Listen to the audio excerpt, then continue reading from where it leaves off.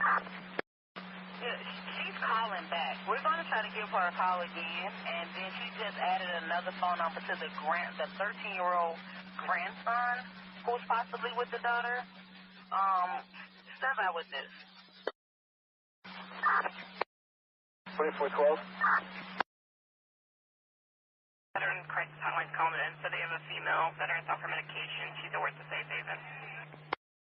You're checking 12, we'll check that one out. 6 Rumble, 2 1 star, 50 shots.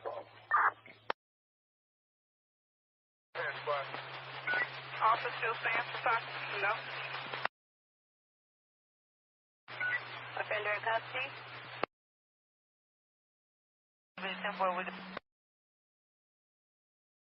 Thanks. Anyone else close, might just see result, let me know.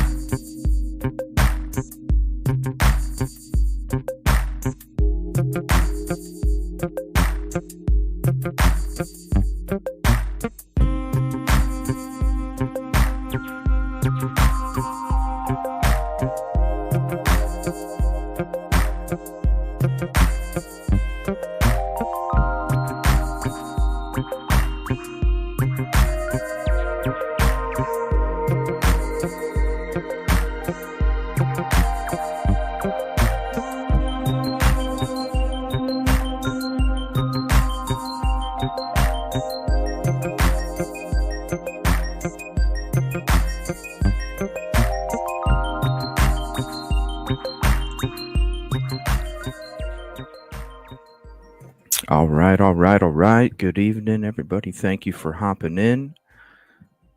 We got a new way to put up those QR codes. So we'll go ahead and display those for a minute. And then we're going to say what's up to everybody. We got a lot of stuff to get into tonight. We're going to be going over the FitsNews interview with Rev Millie Joy. Shout out to her. Appreciate her so much. Lovely soul, her and her husband. Beautiful people. Going to be talking about the organized harassment, the group stalking, and you already see it out there. I put out a short video a little bit ago, kind of discussing it, and I just do me a favor, y'all. Can you mash "We Love You, Allie" in chat, please?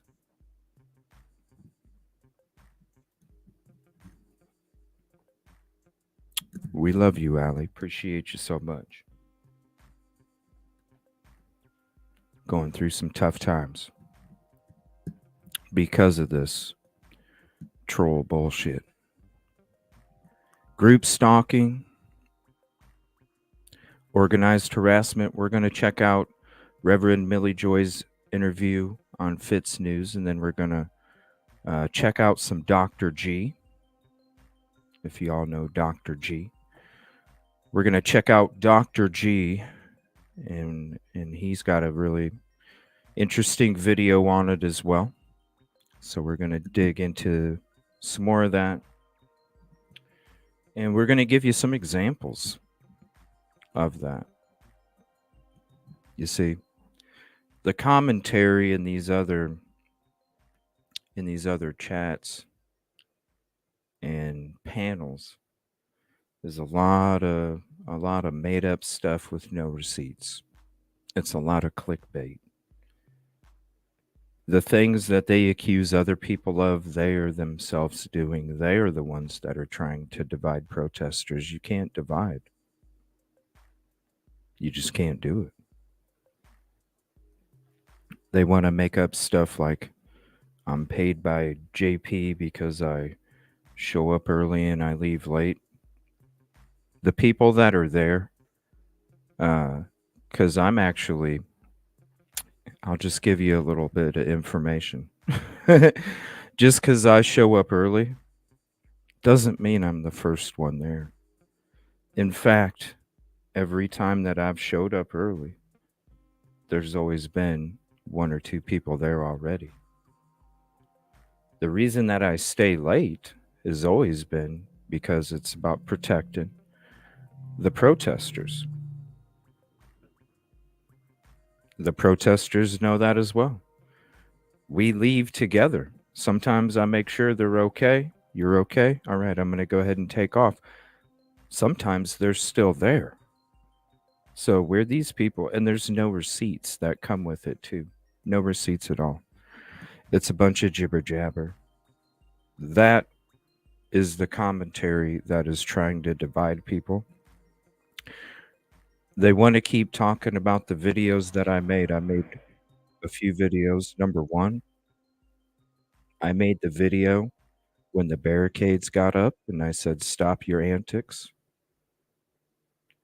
It's ruining the protest. I even explained what it does to the community, what it does, and the image that it makes. You know what I'm saying? I explained it all. It's not my fault that they don't. do their homework. So if you really are about making sure that these protesters are safe, you're respecting their wishes, then you would understand why I made the video about stopping your antics. The next video was about me dispelling rumors from those individuals when it came to the events that took place when a lady was asking someone a question and she was getting gaslit.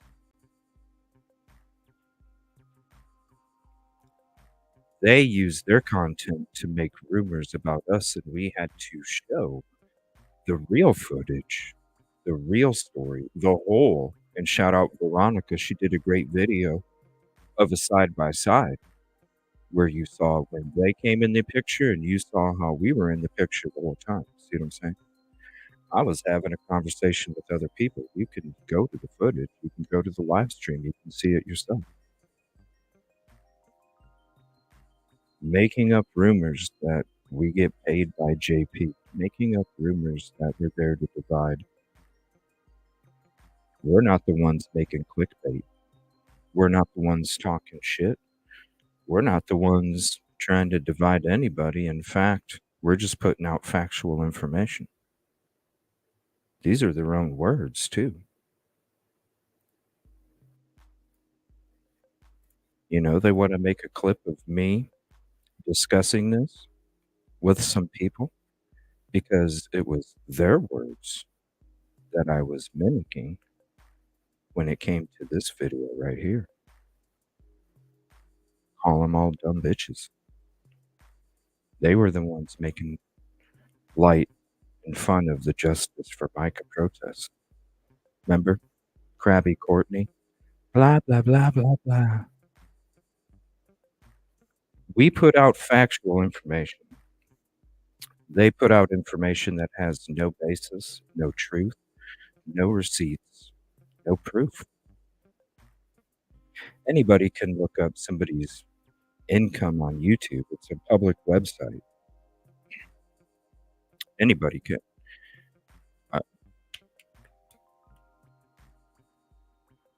But what iPhone Glitch did is he highlighted the fact that YouTube doesn't pay shit, and that's why I said you all mean the world to me, because without you, I couldn't do what I do. It is because of you.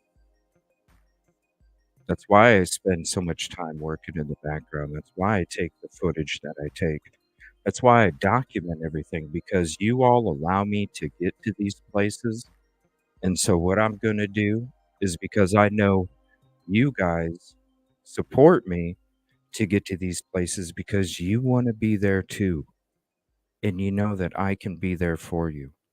And that's why I take the footage that I take, and I take the time that I take to do the footage and everything. It's because I want to, as my gift to you for your support, I want to bring you as close as possible because you want to be there too, and I know you do. And I'm doing everything for you. The rhetoric out there, that's why some people are going to be getting some certified letters in the mail tomorrow. Please don't, Fly Girl, please don't go over there we don't need to go heckle. That's not what it's about. That's not what we're about. Because trust me, when the person that's your troll uses your own funny sayings on you, it shows a lack of creativity, and it shows that I could literally stomp the shit out of them real quick because you know my creativity, you know my skills when it comes to digging. It's not even worth it. Because when you entertain their game, then you don't become justice for the victim. That's why we just continue to put out facts. That's why we just continue to put out real information. And other than that, we continue to do the work. That's just how it is. That's how you know the difference between their coverage and our coverage. We do way more than sit on a bucket. We're out there, boots on the ground. We're actually working on different cases at the same time. We're not walking around boardwalk looking at people's skirts. That's not us. It's not. We don't have time for that. We have time for as many victims as we could. It's true, Yoli. Somebody got in trouble for it. I'm just saying. You can look it up. You can look it up. It's true. It's public record.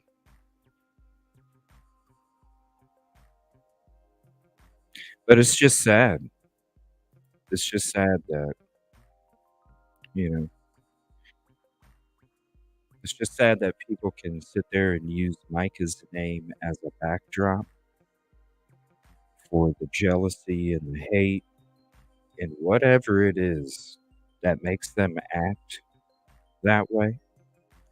Such hateful souls inside, to, you know what I'm saying? This is supposed to be about community. It doesn't matter where you're from.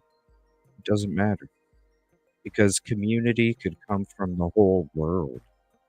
Community can come from across the globe. It's about community no matter where you're at.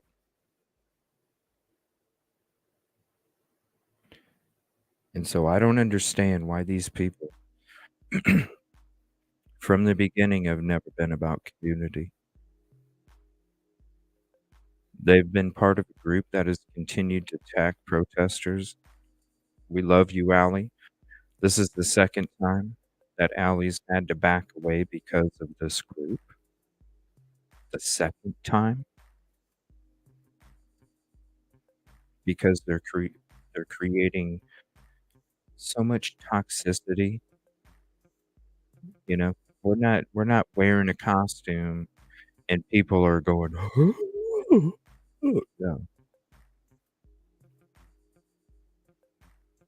We don't need to put on costumes to get your attention. We don't need to put on a costume to have a conversation. We don't need to put on a costume for the community to reach out to us.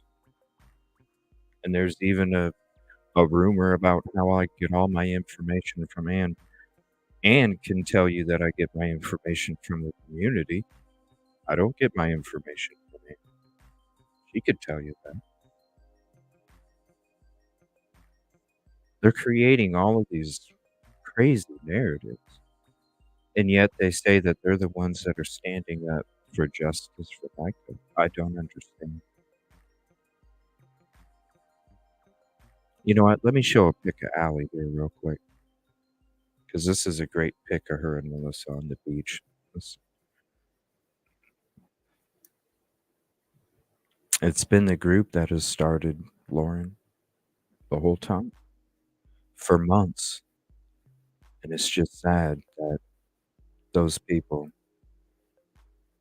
have to use Micah's name as a backdrop to be able to create the misinformation. I don't even do lives for money. You guys can see. You guys can see. I literally make like 12 to maybe at most $40 for 3 or 4 hour show. I don't make any money off YouTube. I really don't. That's why I don't stay at hotels. I sleep in the vehicle if I don't stay at a hotel or sleep on a couch somewhere.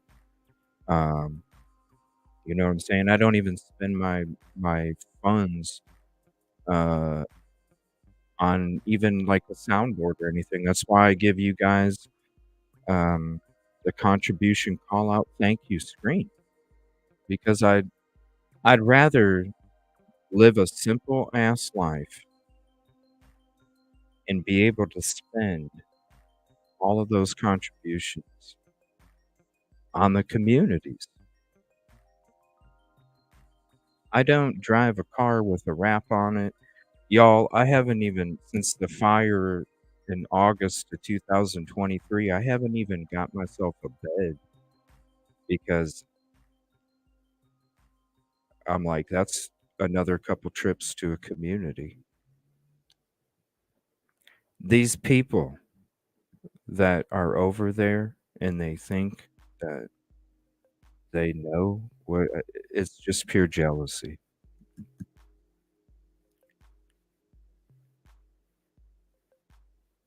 Because I'm telling you right now, if I was getting paid by JP, I'd be driving a fucking DeLorean too. I'm just being honest with just being honest. That's good, God's girl. We got a lot of work coming up. That's for sure. But shout out, Allie. I just want to say we love you, Allie. We're sorry, even though we're not the cause of it. It's their words. We just call out hot dog steaks like the family called out a hot dog steak a couple weeks ago. It is about justice for Micah and those people. They're jealous. They always have been. We've tried to get along with them the whole time. And they just want to make shit up to get mad at you. But you can only try so much. And after that, you become a hindrance. You don't become a help. Because we are about justice for Micah. We are about justice for these victims. And we are about justice for these communities. That's why I travel 14 to 16 hours one way just to go help out, to go do more work. Boots on the ground. Boots on the ground. Boats in the water. What have they done? What have they done other than sit on a bucket, manipulate situations, and talk a bunch of shit with no receipts? It's going to be a very important episode from Reverend Millie Joy tonight. It's going to be a very important episode because these two individuals right here, and they are amazing people, and they have done a lot for this protest. They have done a lot for the movement. These two ladies right here.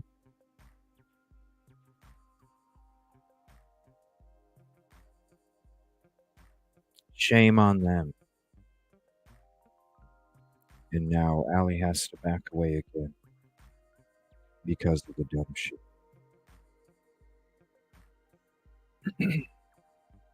It's sad that the family probably comes across their toxic shit. And that's the sad part. That Micah's family is not only seeing Micah's name as a backdrop being used for this jealousy and hate,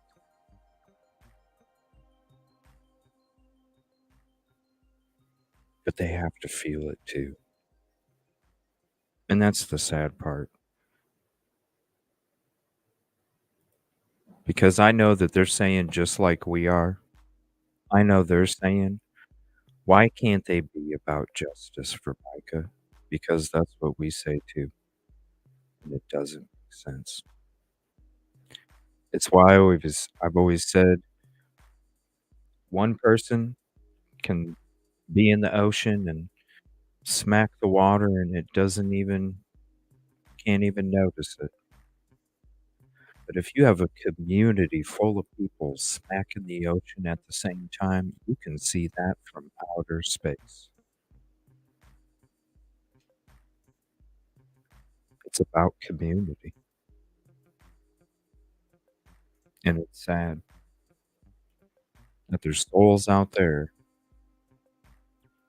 that are so worried about their personal agendas, that are so worried about their fakeness being exposed, that are so worried about manipulating people, because it's not just communities, it's families too.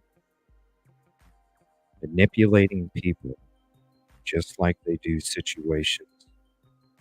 And the crazy part is that the same things that they say they stand against, coercive control, just to name a few,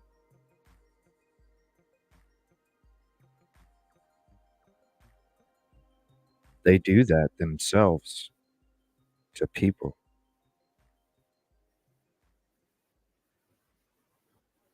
It's sad. It's sad. We love you, Allie. Thank you so much. And thank these two ladies for everything they do and have always done. I've gotten to know both of these ladies very well over this, 5 months going on. Yeah, 5 months. Beautiful souls.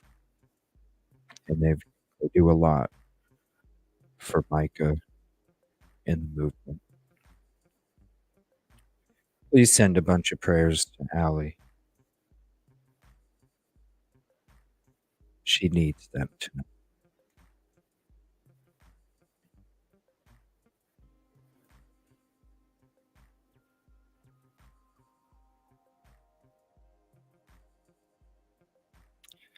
I'm going to show you a couple things here real quick.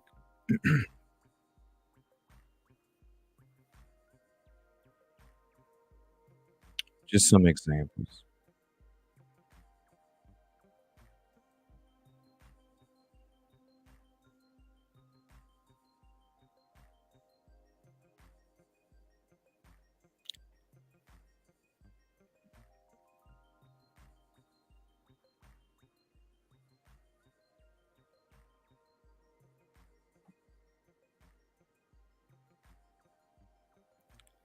Do you see this?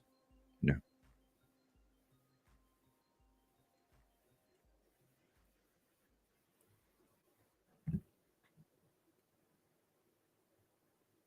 When you go to my footage, where do you see that? You know what I'm saying? They make edit and clips 22 seconds. 22 seconds. Manipulation. You can go to my footage. And the sad part is people are like, I'm speaking out. And it's like, yeah, I mean, look, that's cool. I'd rather not have you as part of the community.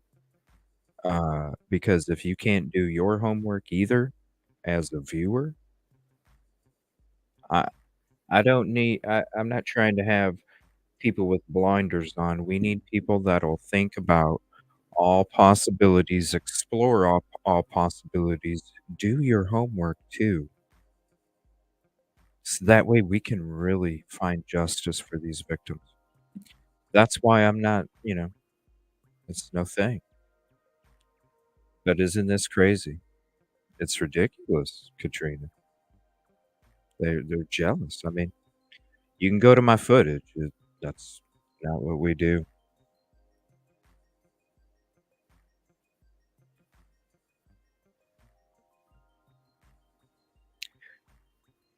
The trolls use your own funny sayings. We've had the hot dog steak for a year. Plastic Jesus, that came up because you're fake. So, I mean, what? Okay. But isn't that crazy? They don't like this right here is like checkers. Like, I could easily stomp the shit. But honestly, when I have that kind of opposition, it's not even worth the time. I like having challenges. That's the thumbnail for their media coverage.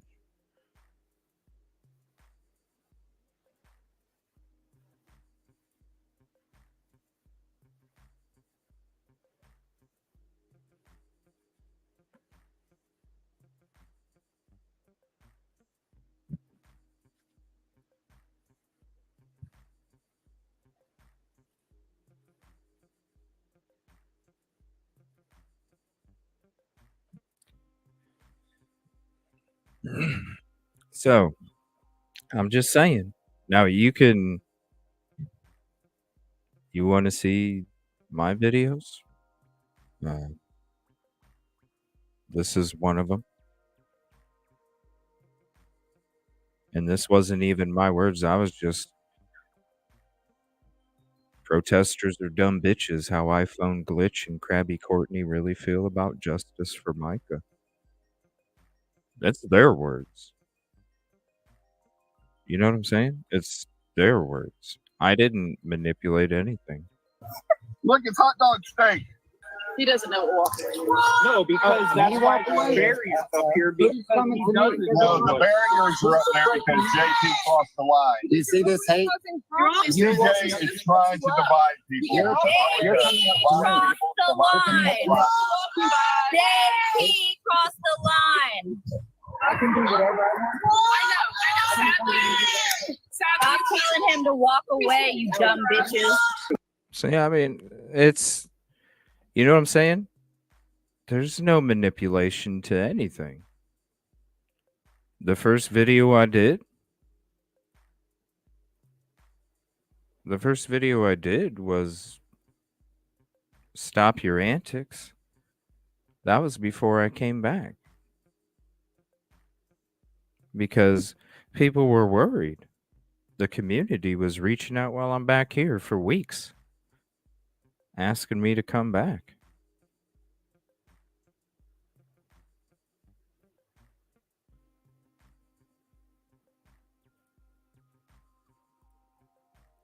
Right here. Plastic Jesus, stop your antics at the protest. Here's the link for that. Basically explains everything, what it's doing to the community, how it makes the protests look negative, how you're bringing negativity to Micah's name with the antics. And I explain in detail why after I showed up that night. Explained in detail. Then when they wanted to manipulate the situation, then I had to put out these videos. Look, if you all are going to lie, here's the footage. More about it. And then a special message about how to support and respect law enforcement's rules in the Justice for Micah protest and protesters. That was a special video that I recorded because this is what it's about. It's about peace, positivity, and progress. This right here, he's not there for the protest. That was his own words. This video right here, his own words. He compared himself, what they did to Micah, they're doing to me. Then the videos that you saw right here. And then a whole bunch of other work. And then a we love you. None of that other stuff. It is. It's deception. It's everything they say they stand against, but really it's what they do to everybody that isn't along with their agenda. We're not about the agenda. That's why the community loves us so much.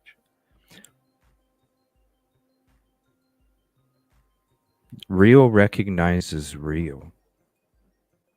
Real recognizes real. Thank you for the ticket numbers. Appreciate it. All right. We're going to get into, yeah, I'd be driving a DeLorean if I was. Oh, and I would have a bed since the fire last August, August of 23. I'd have a bed too. I don't. So, yeah. Okay. Where's the receipts? All you have to do is ask for the receipts, Rochelle. Where's the receipts? We showed you receipts. That's what we're about. There. Where's the receipts? Where's the proof? It's just a bunch of hate. All right. We're going to check out the Reverend Millie Joy interview on FitsNews. But it's FitsTube. on YouTube. So here's the link to the channel.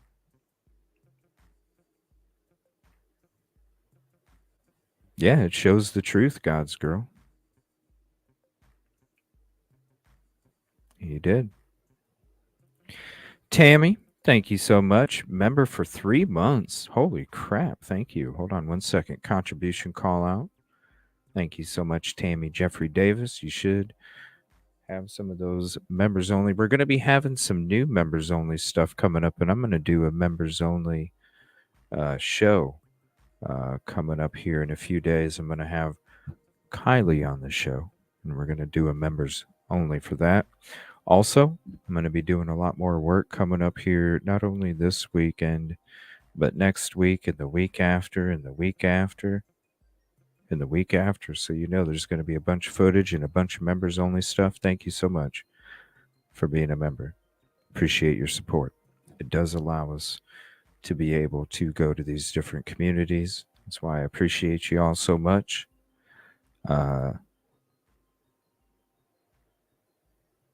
If we were getting paid by JP, we wouldn't have to do that. I'd be flying in a DeLorean. Come on now.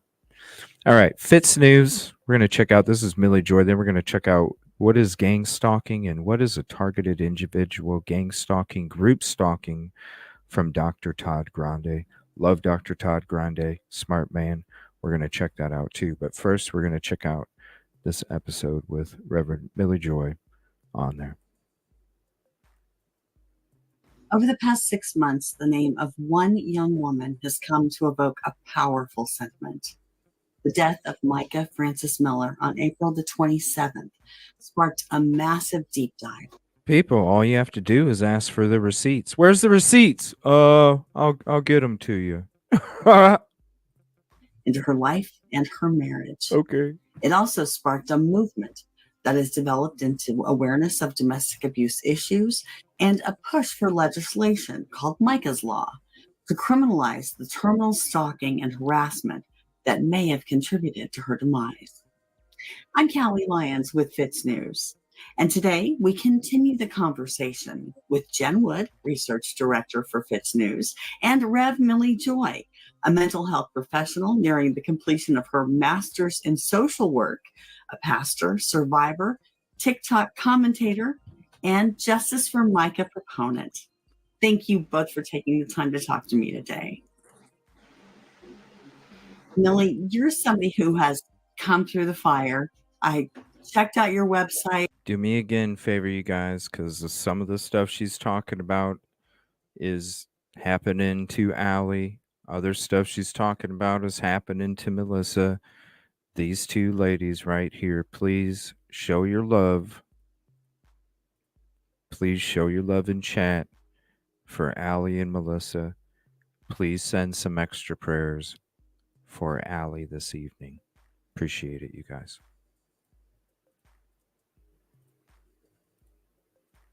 I was amazed. Really, you've come through the worst and lived to help others. Your story is full of hope.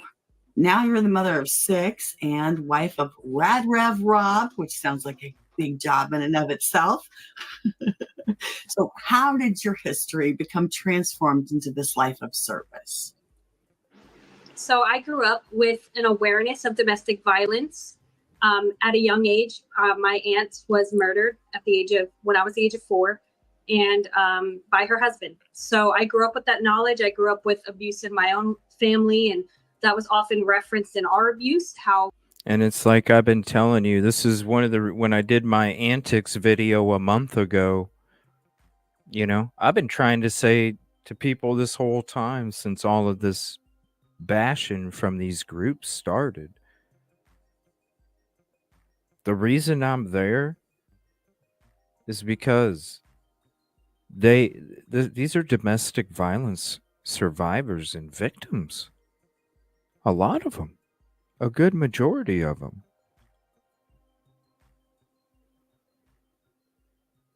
And they sit there and act these ways and do this behavior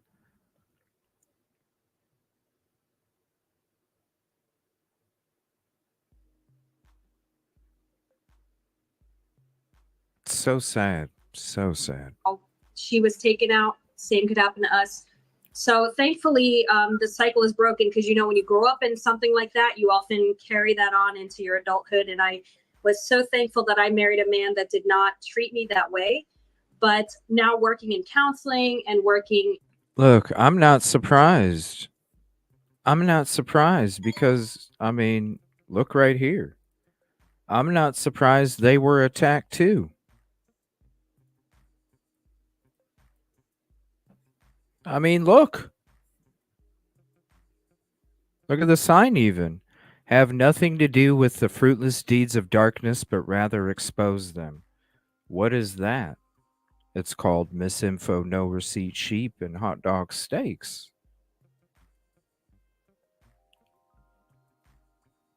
And look who shows love. Look who shows love.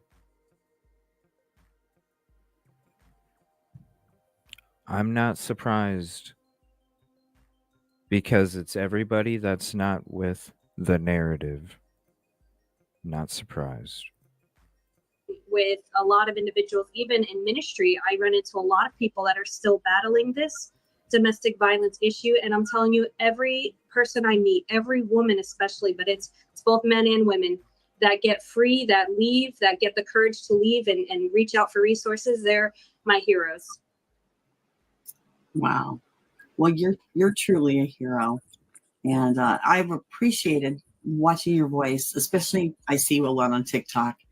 I almost hate to call you a protester because you're not out there screaming. You have a very gentle, kind, and compassionate way about you, and very sympathetic to the cause, of course.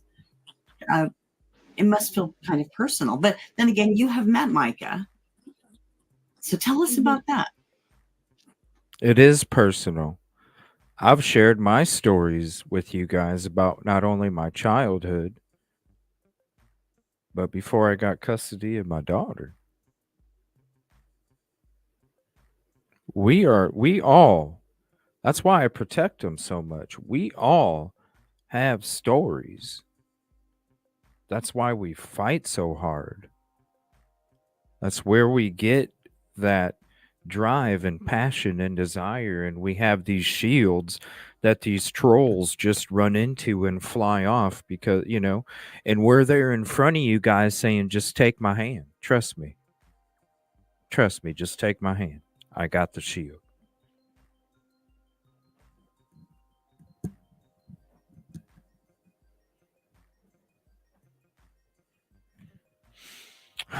It's a sad. We appreciate you so much, Allie. So I was fortunate enough to meet her just a couple times. She worked in a coffee shop, and we were very close friends with the owners of the coffee shop and a lot of people that knew Micah. Some of her coworkers had babysat our children for years, and we had been in ministry with all of these people for a long time. Appreciate you all. So not just them, but other people, because I want to protect identities of people who have been concerned along the way, you know, because there's people that have chosen not to protest and not to, just for their own safety and their own protection, and to not cause any strife or, you know, within the city, because it's kind of like a small town, Myrtle Beach, in some ways. And the day that she passed away, or a couple days later, when people started really finding out, they started giving us calls like, you need to check this out. This is what we're being told happened, but this is really weird. Can you tell us what you think? And that's kind of what involved us in this whole thing. It's very interesting. When you met her, was it apparent that she was going through something? Not to me. And to me, it was so, you know, I was not even a friend, really, you know, if I'm honest. I just, when you're busy, and I just had my sixth baby, and we were there just after my sixth baby was born. It was the closing of the shop that she was working at. And it's very hard in those passing by to see what people are really going through, you know. But the people that were close to her, you know, there were signs that they now, in hindsight, could see. But in the moment, people often don't know what to say or do, you know. And Jen, that's probably what we see a lot, isn't it? Yeah, I think, you know, and what I've learned from Micah's close friends that I've spoken to is she was very protective of her faith as well as other people's faith. And she was hesitant to, share what she was going through. She didn't want to impact other people's faith. They were at her husband's church.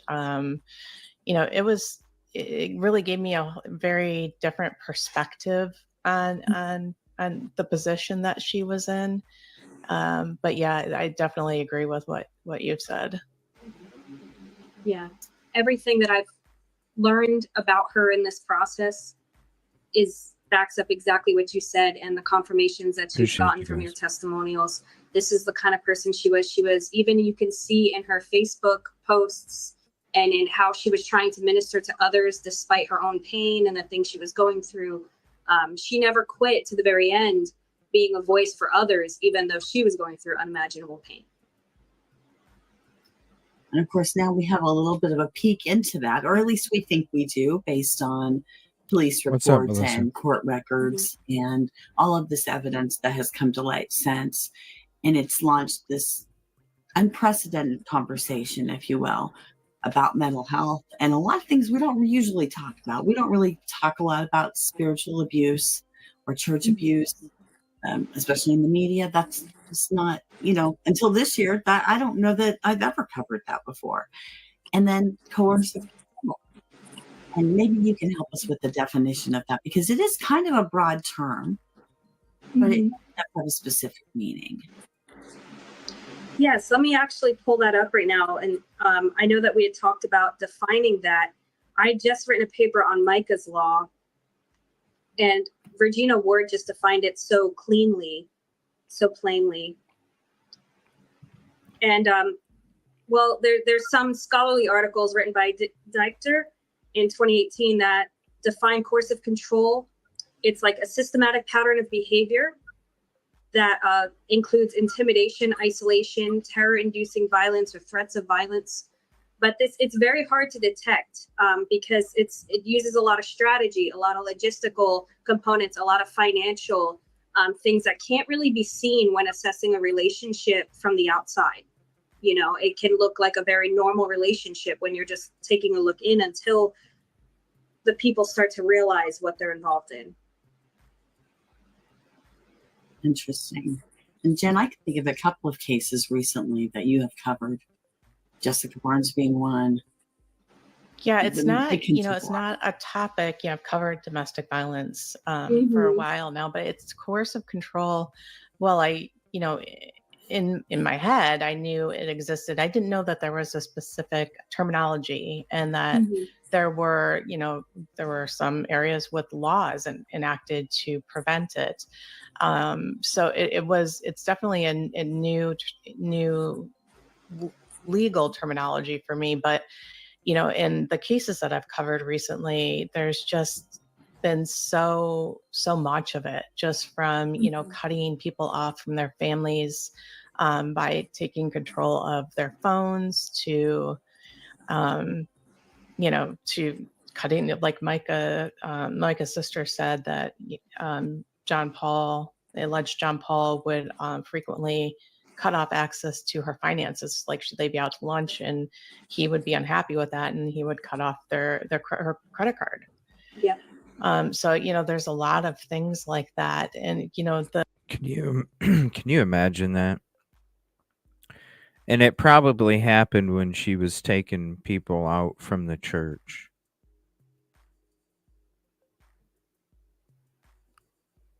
You'd cancel the card after she left, so she wouldn't be able to pay. Just creating embarrassing moments to diminish somebody's spirit and confidence.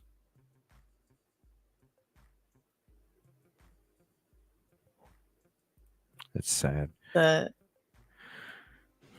possibility that I'm seeing that he was utilizing the mental health system as means of control, that hasn't been proven, but it is alleged. That frightens me. It makes me very sad for her. it's very concerning, and especially the way that the laws are in South Carolina.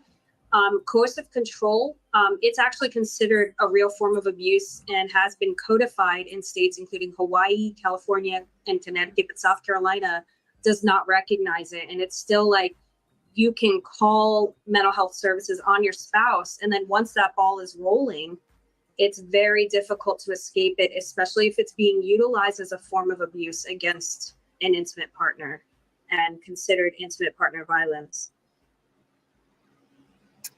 It can include things like, oh no, go ahead. Yeah, it can include things like humiliation, degradation, dehumanization. This is all from Regina Ward's Micah's Law that we're trying to get passed.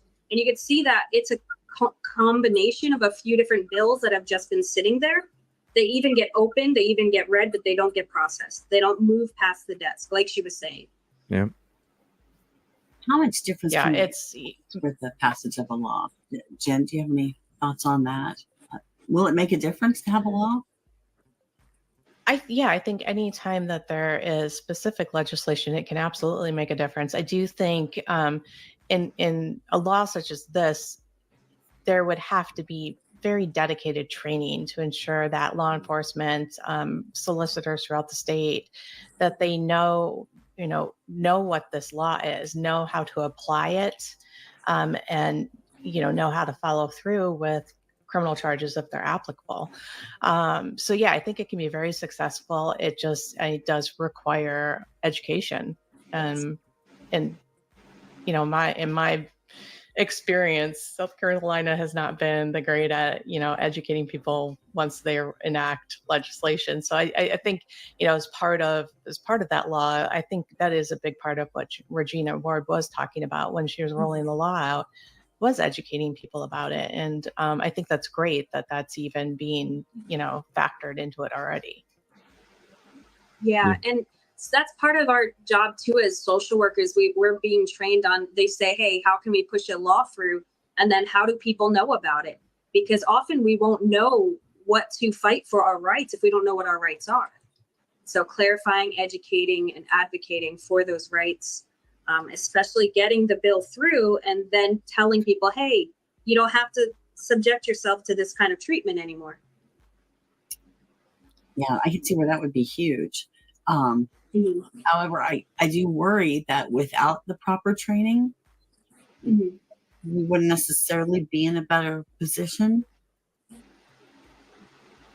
because we kind of see the law applied unevenly currently anyway when it comes to certain departments and how they handle certain situations. Well, yeah. I mean, you can even see, like, at the protest, you can even see at the protest that they do change. You know, Melissa, she has to go up and figure out what's, the boundaries for the day. So nobody crosses them, because the protesters are about respect for everyone, not their own boundary.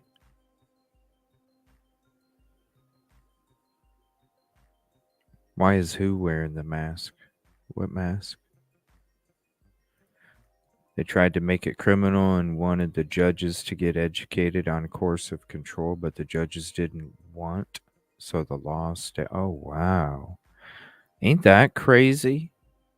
They didn't want to get brought up, like,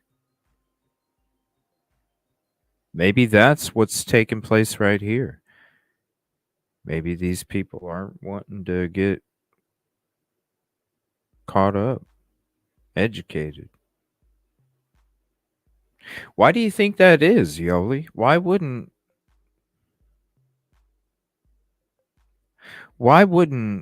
tell me, why do you think that is, Yoli? Why do you think that judges wouldn't want to get educated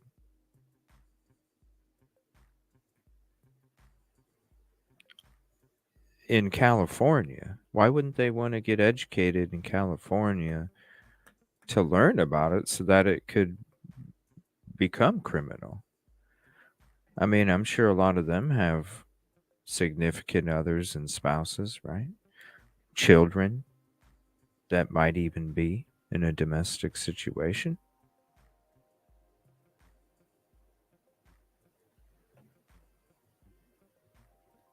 Oh, this picture? That's Millie Joy. This one right here. This is Millie Joy.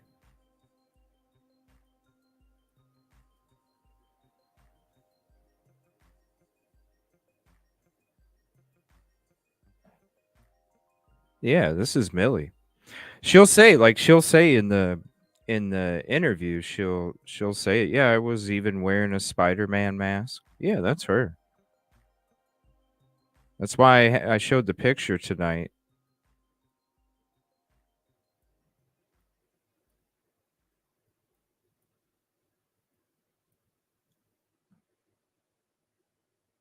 Have nothing to do with these fruitless deeds of darkness, but rather expose them.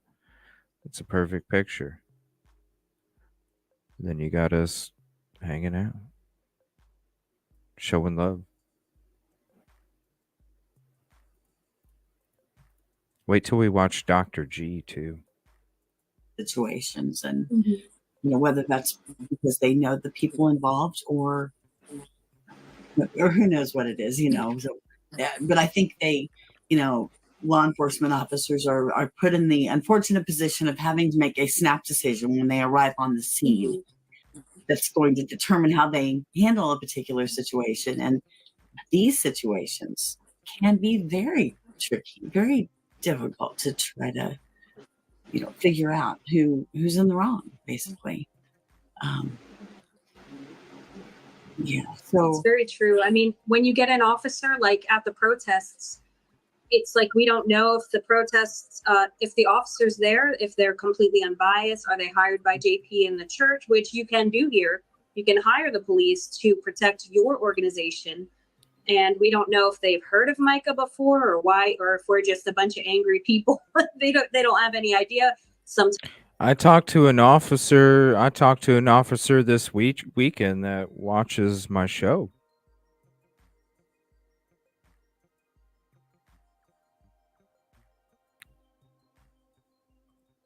I mean, they understand. He watches the show. He knows what's going on. He knows who's doing what. He knows the atmosphere. He knows the situation. He watches the show. I want to say shout out to him. Appreciate you very much. Didn't even know dude watched the show. Didn't even know. But he watches the show. So thank you. Appreciate it.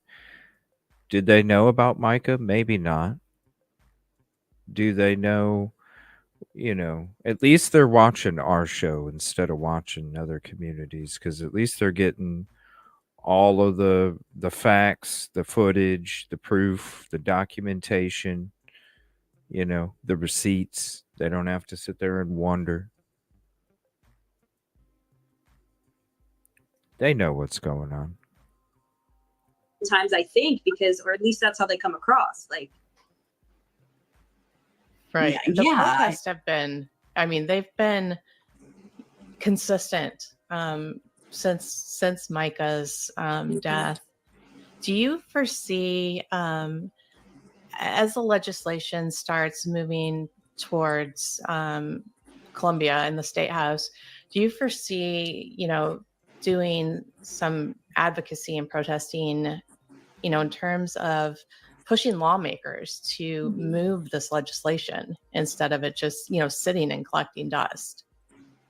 I would love to put together a plan. Of course, I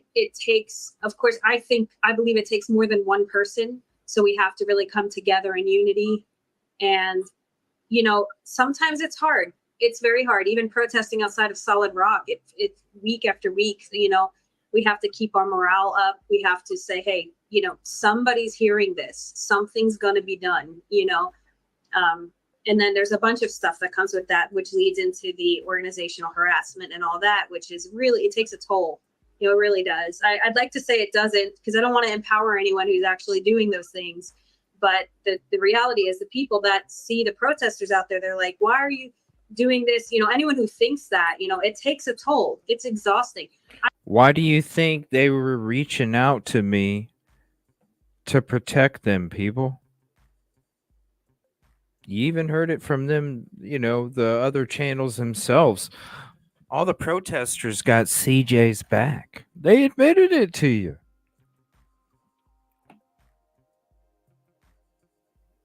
Yeah, it was back this morning, Kylie. We did a show on Amber Berbelia's case. That's a tough one. But we're going to be doing a lot of, I can't wait. I don't know if I'll be going live during those times, but I definitely am going to document it. And I'm going to be meeting with some people that are going to kind of take me around and kind of explain different parts of the case and the facts. So we're going to be boots on the ground. I don't know if I'm going to go live for that part, but trust me, we're going to have a lot more knowledge to bring for Amber's case coming soon. We're going to be doing more boots on the ground work, linking up with justice for Amber. So more to come. We love you, Allie. Thank you so much. Appreciate you so much, really. And if y'all are just joining, check out the beginning of the show, because I had basically like a part 2. I basically have a part 2 in the intro tonight, as you know, as the part 1 that I put out earlier. It's important. And the stuff that we're going into tonight, this is why I'm glad Millie did this. Millie Joy did this yesterday. I'm glad that we got Dr. Grande to kind of explain the group stalking and what it does, and it's just sad when not only people use Micah's name as a backdrop for it, they also for the stuff that they claim to be against, they do it to people, and it's sad. Thank you so much, Ali and Melissa, for being in here. If either of you would like to hop up, you're more than welcome. Just let me know. I wore a Spider-Man mask in 100-degree weather. It was See, that's why I put the picture up there. See, I told you she wore a Spider-Man mask. She wore a Spider-Man mask in 100-degree weather, y'all. That ain't no lie. That ain't no lie. Right there. Shout out Millie Joy. We love her too. Ain't no lie. Right there. Showing the proof. It's all about receipts over here. It was very much work. Yeah, any kind of a long-term campaign like that, I think, is always longer term than you expect it's going to be going into it. But it does take a toll on your mental health and your attitude, and it does. Just the amount of time that it takes to sustain the energy to keep something like that going. It can be very tricky. Yeah. And of course, some campaigns last for years. Let's hope that's not the case here, but it's not unusual. Right. You know, and speaking of that, this week a content creator made some pretty interesting comments. She said that majority of the audience members who are constantly watching the Micah story and are focused on multiple creators telling the Micah story are often themselves victims of intimate partner abuse. Right. Who are just as much fighting for themselves as they are fighting for Micah. And you hear the stories.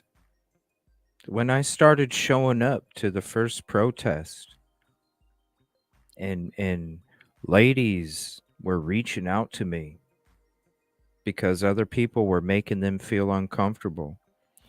Ladies were reaching out to me.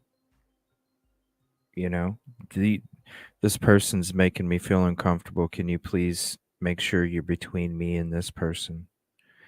Can you please be around me when this person comes by? These people, you can hear their stories every week. Every week. And it's true. It's true.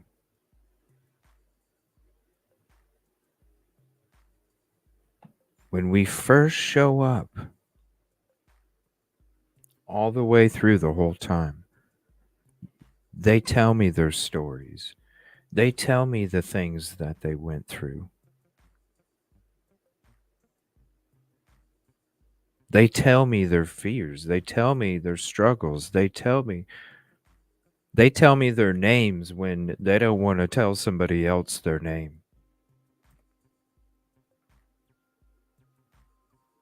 That's right, Allie. Yep. And he knows his ass knows I was recording him too. I made sure. That's why I'm there. I hear the stories. I hear all of it. I have to. I have to be there.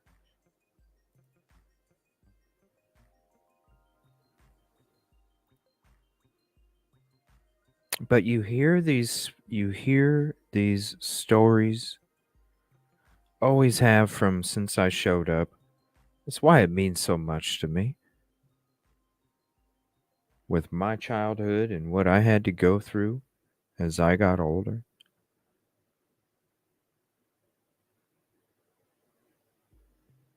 And then you hear their stories and it reminds you of your stories, and you're just like, man, they instantly become family to you.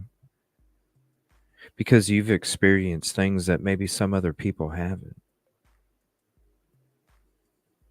And when you've experienced those things that other people might not have, and you can relate, it gives you a deeper bond. It gives you a better understanding.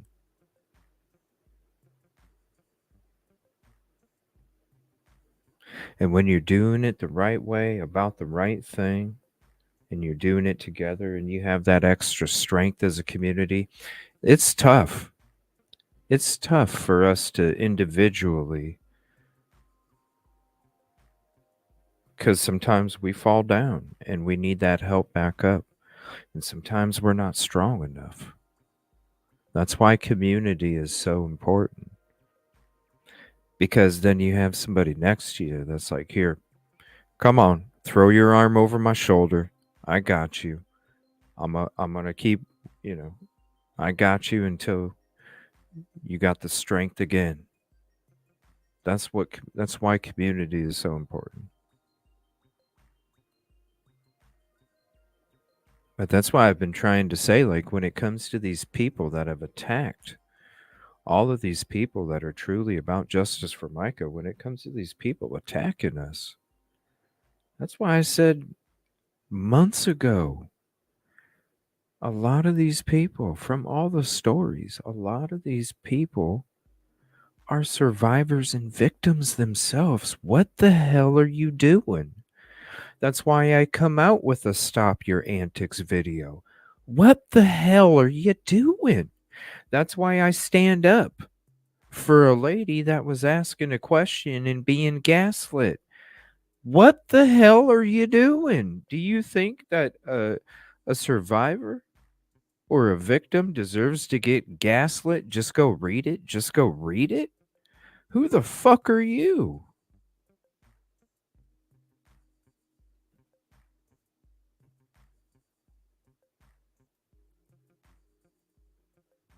And we appreciate all you, for real. Yes. This is why, like, this bracelet right here, shout out to Daddy's Girl. End domestic violence, break the silence. These bands right here, because tonight at the end of the show, I'm giving, it's going to be one winner, and I'm going to give you 5 mica ducks. One winner, because I got like 60 mica ducks.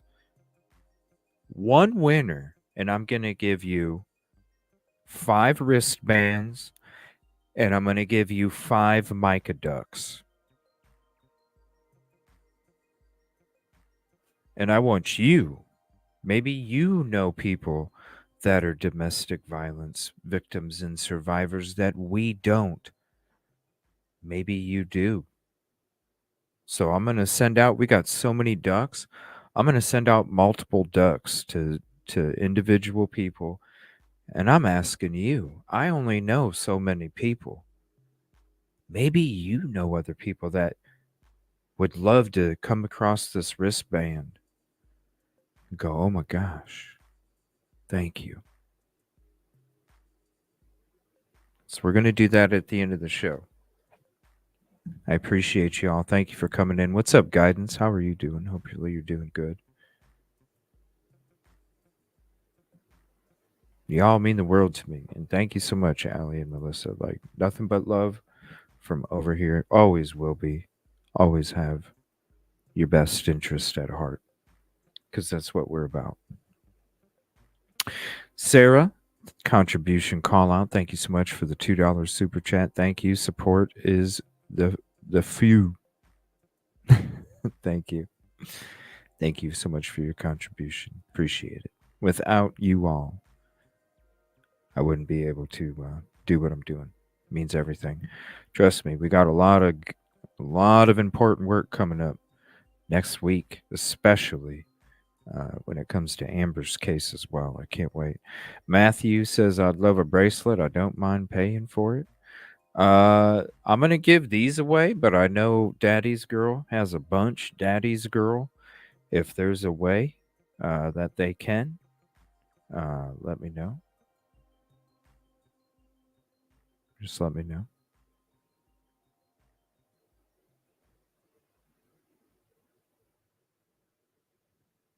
Fuel.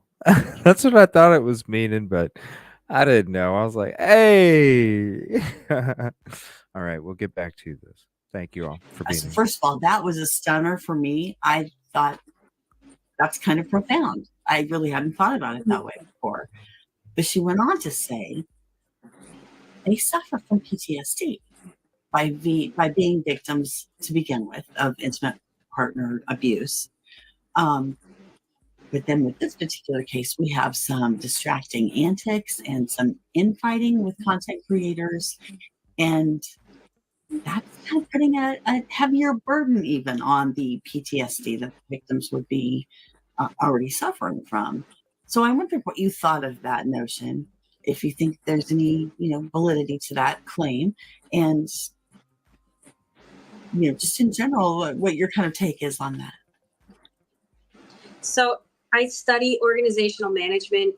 I'm also earning my MBA, and I have to study organizational leadership. Whenever you get a group of people together, and not for a stressful cause, for any cause, there's challenges. You're merging personalities and histories and traumas, and so not giving weight to any poor choices that have been made. I do think that this is also an element that goes along with the organizational harassment, right? Because with organizational harassment, which we really didn't even get to fully yet, there's a targeted individual. And so each week after week, a protester or a couple protesters have been the source. And so then you take the natural components of how hard it is to get people to work together, or you take one downfall or one person who might not have the best motives, and it starts to spread. Like the people who are against them will target them, play on those weaknesses, and make it bigger and bigger and draw it out as long as possible. And that's what they're doing to these people. They're playing on these people's weaknesses, their lack to do their own homework, because they make up stuff with no receipts. They tell you something's happening, and the people just automatically believe it,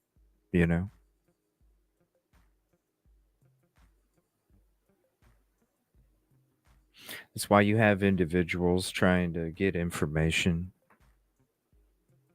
to dox people. You have individuals that are just making 22-second clips to make it appear a certain way. That's the sad part. Using Micah's name as a backdrop. They're playing on all these people's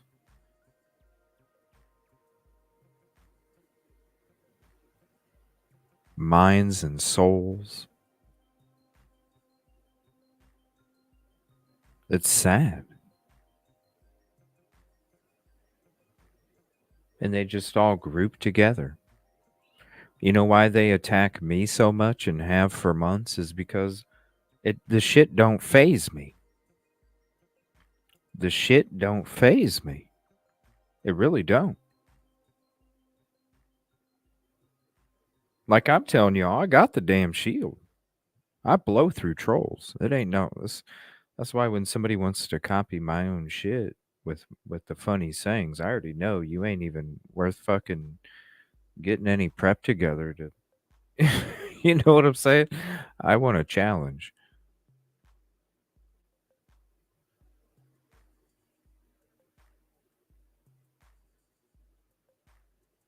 It's just crazy.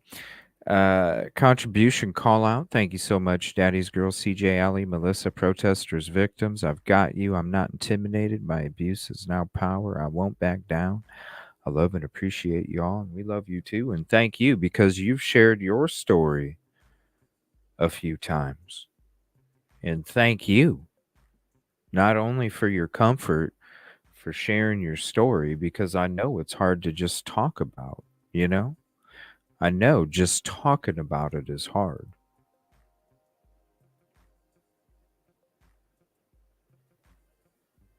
Thank you.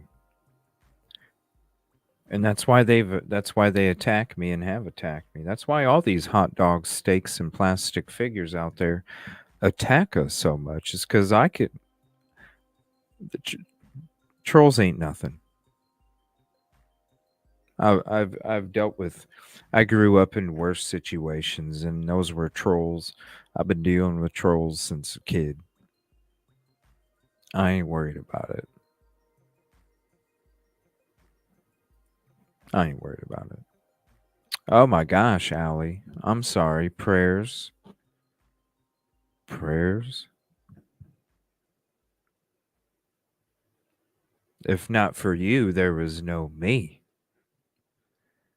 And that's the beautiful thing about 150. You guys, if not for me, there's no you. And I'm saying, if not for you, there's no me. It's community.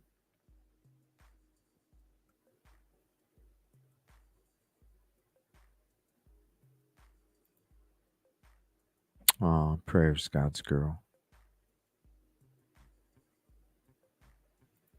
Right? I dealt with it since before I even can remember.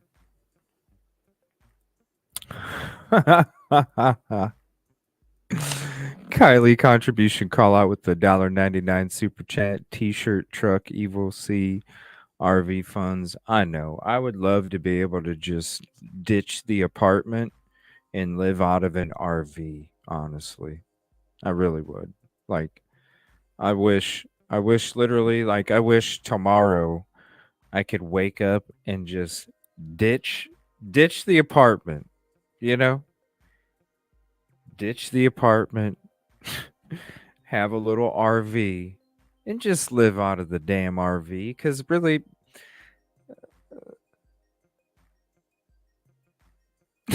you know, like shit, I barely even spend time at home anyway. You know what I'm saying? It's like I wish I could just ditch the electric, the gas, the rent, you know, all that shit. Trash. Just ditch it. Just ditch it. Live out of an RV. Just be in the community, whatever community I'm working on, you know? And that's it. And do it together with you.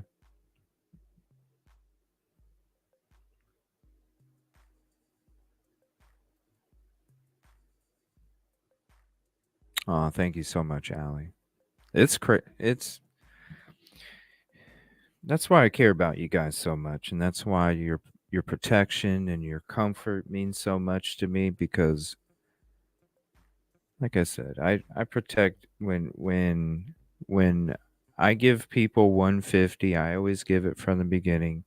And if I get 100 or a little more back, I'm solid. Like, I'm one of the most loyal people you'll ever meet in your life, and I can guarantee it. Because I'll not only care about you like family, I'll look out for you like family, I'll protect you like family. Because there's not very many people out there. I call them diamonds. There's not very many people out there. You see them all the time. You see all these other ones that are like 50%ers talking shit all the time. You know what I'm saying? We ain't got time for that. I might not be here tomorrow. I live every day like I might not be here tomorrow. That's why I work so hard. I live every day like I might not be here tomorrow. You gotta take a break, CJ. No, I don't. I've been doing this shit for a couple years now. I ain't never taken a break. Don't need to. I don't have enough time on this planet to get everything I want accomplished. So I just bust my ass.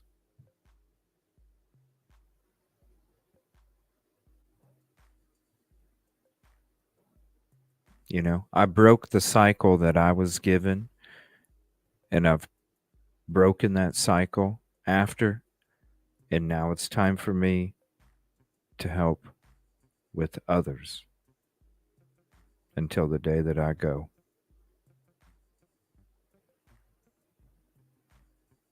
Because then I know I can be laying on my deathbed if I get that opportunity, because you never know how you're going to go. But if I have that opportunity where I'm laying on my deathbed, at least I can lay down and be like, you know what? I did everything I absolutely effing could.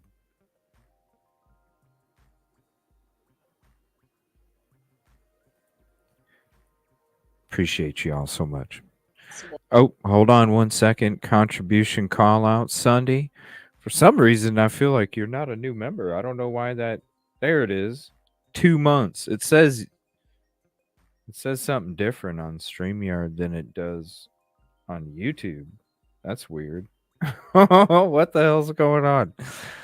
Thank you so much. It's the +2.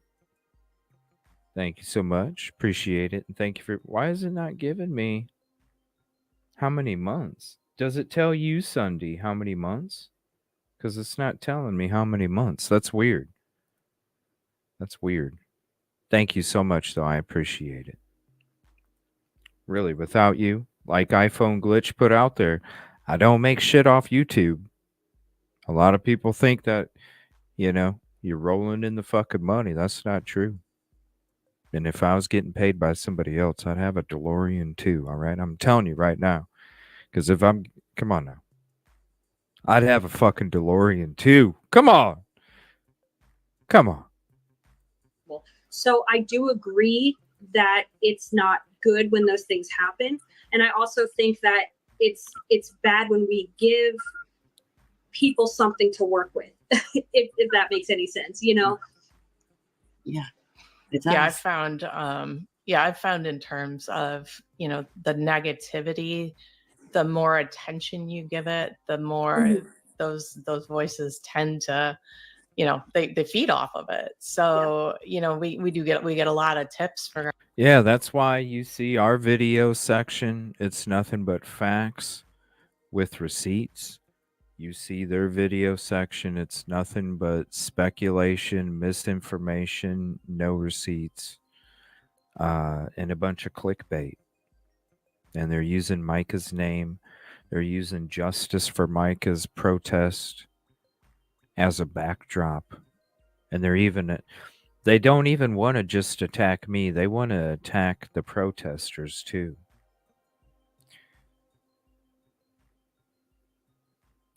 People just need to grow up. I thought we were adults. I mean, hell, this dude's older than I am. It's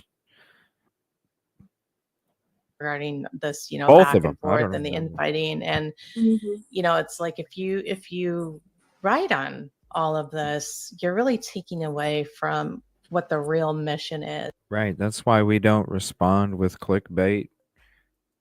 I put out community posts with the protesters' pictures from the beach. I tell everybody I love them. Real work, real facts. we rock. And then we just say, look, it's not even because we continue to do work. We had a show on Amber's case this morning. It's all about work. Exposing the hot dogs and the plastic figures, but at the same time, it's about work too. Because if you entertain their bullshit, if you get sucked into their bullshit, they're not worth your time. They're just jealous people. Jealous people come and go. Okay? When you're about doing it the right way, you ain't got to worry about it. Jealous people come and go. It's just how it is.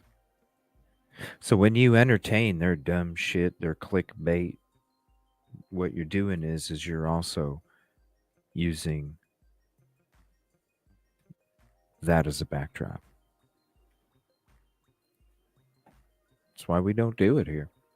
We remain focused on the real work because that's what it's about.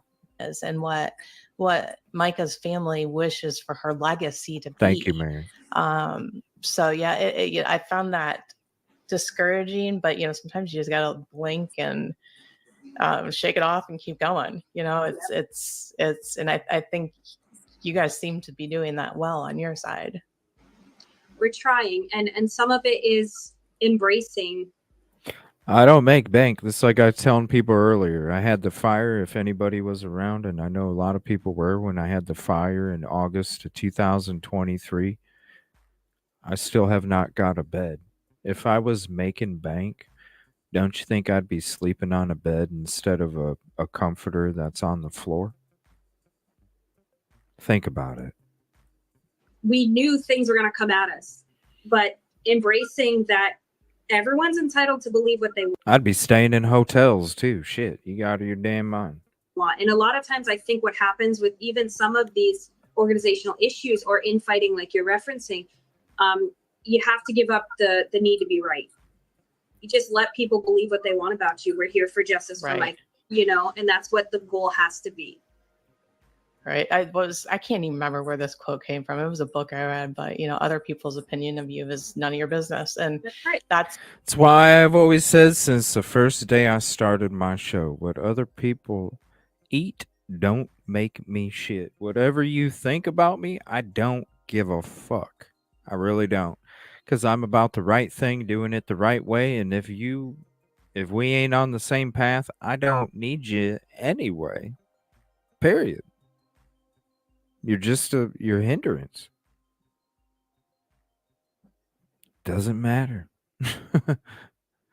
Because if you're about the right thing, doing it the right way, we already recognize each other already. You know what I'm saying? We already recognize each other already. So what other people eat, it's important. What other people think of you don't mean shit. Because there's a lot of people out there that love you, appreciate you, know who you are, know what you're about, know your soul. Those are the people that you need to focus on, not these other people. Not time. Something that, it's something that's been a lesson I've had to learn very strongly over the past 3 years. And I think as you get involved in pursuing justice in a cause like this, it's something you need to keep in mind. Yep. It's very true. It's very true. So do you have any strategies that you practice as an individual to help you gear up for battle, maybe, or to help you go into these situations and maintain the kind of attitude that you need to have to go into it?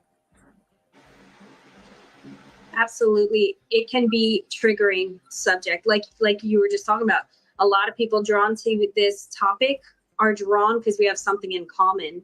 And a lot of that has to do with how Micah was treated, or losing a loved one to domestic violence, or things like this. So immediately we're dealing with a triggering topic and we're trying to fight for justice. So then there's that, plus there's we feel like there's more to this, but we're not being heard, so it's like that. And then that. And so some of the things for me, it's noticing my own emotions, being healthy with my own emotions, doing the work. I've gone to my own counseling. I have counseling through my school, so I can go anytime I want. Getting into counseling, working through your own stuff, scripture, first and foremost. I personally believe that there's a lot of scriptures that help regulate emotions throughout the process. And then just remembering the cause. You know, you're going to have your good days and your bad days, especially when you work in advocacy. The advocacy is for everyone. It's not just for social workers, you know, and that is what we're seeing. We're seeing a bunch of average people come to the streets and cry and scream and shout, Micah, justice for Micah, say her name, Micah Francis, and honor the divorce and separation that she was ultimately seeking and law enforcement could not offer or grant her for whatever reason. And so we're just doing our best to keep our mind focused. And that's what I do. That's what Rob and I do. We try to just stay focused. If someone would not like us, that's okay with us. And this is something that it take me a long time to learn. You know, it's like, I bless you to not like me. It's okay. I still want the best for you, you know. And we also, one thing I work on in my position is I try to maintain relationships with everyone as much as possible, which is hard because everyone wants you to pick a side. And then there's that infighting, pick this side, pick that side. I try to maintain relationship with everyone. I try to be a source of encouragement, support. That's what we do over here. We try. There's individuals that choose to do the agenda. It's all you can do is try. Support for everybody, because truly we all need it, you know. Well, if anybody knows you can't please everybody all the time, it's a mom of 6. It's true. It's true. You say it like you know. It's true.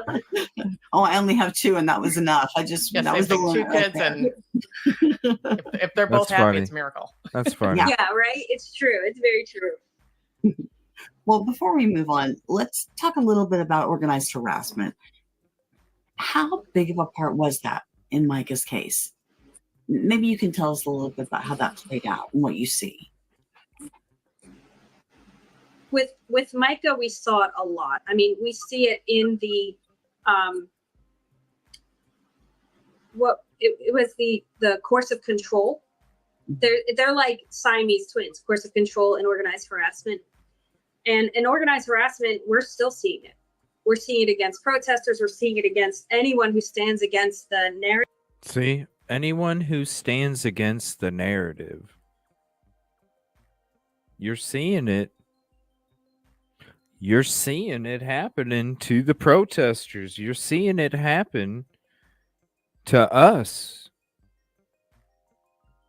Anybody who stands against the narrative.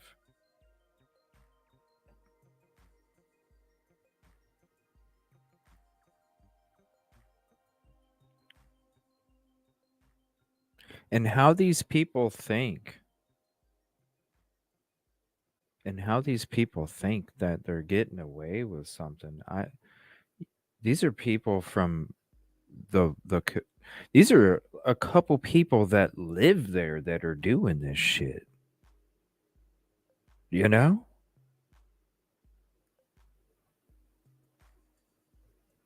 Thank you, Beach Bell. It's so sad. Narrative that or believe something other than what some people want them to believe. And it's beyond, it's very much a invasion. It's an invasion of boundaries. It's an invasion. Hello? Who has a problem with invasion of boundaries?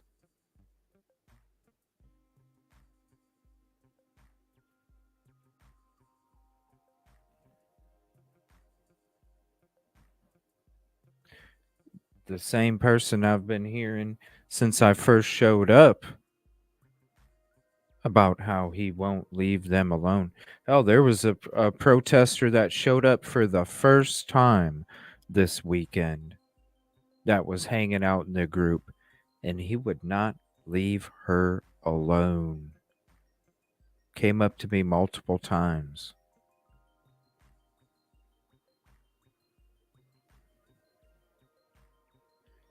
It's a godsidence, is what he calls it. Where are you from? Oh, I got work to do up that way. You know what that means? That's a godsidence. How disgusting. Using God and Micah for sick, twisted games. It's a godsidence. It's disgusting. Invasion of personal space, but it's just enough to make you think that you're going crazy. And it's very hard to prove. Right. That's why people from the first couple protests couldn't even come there anymore, because their personal space was getting to the point where they were getting triggered from a particular individual.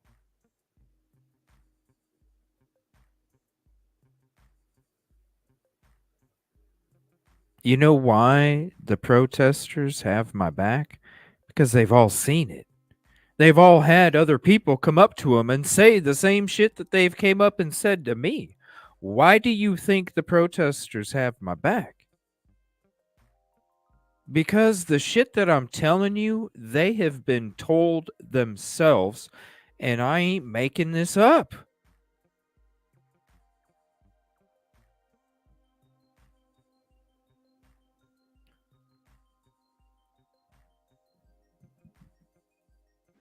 And so it's really interesting scientifically, right? Because when we look at, I was reading an article called The Phenomenology of Group Stalking, which is another term used interchangeably with organizational harassment, by Lorraine Sheridan in 2020.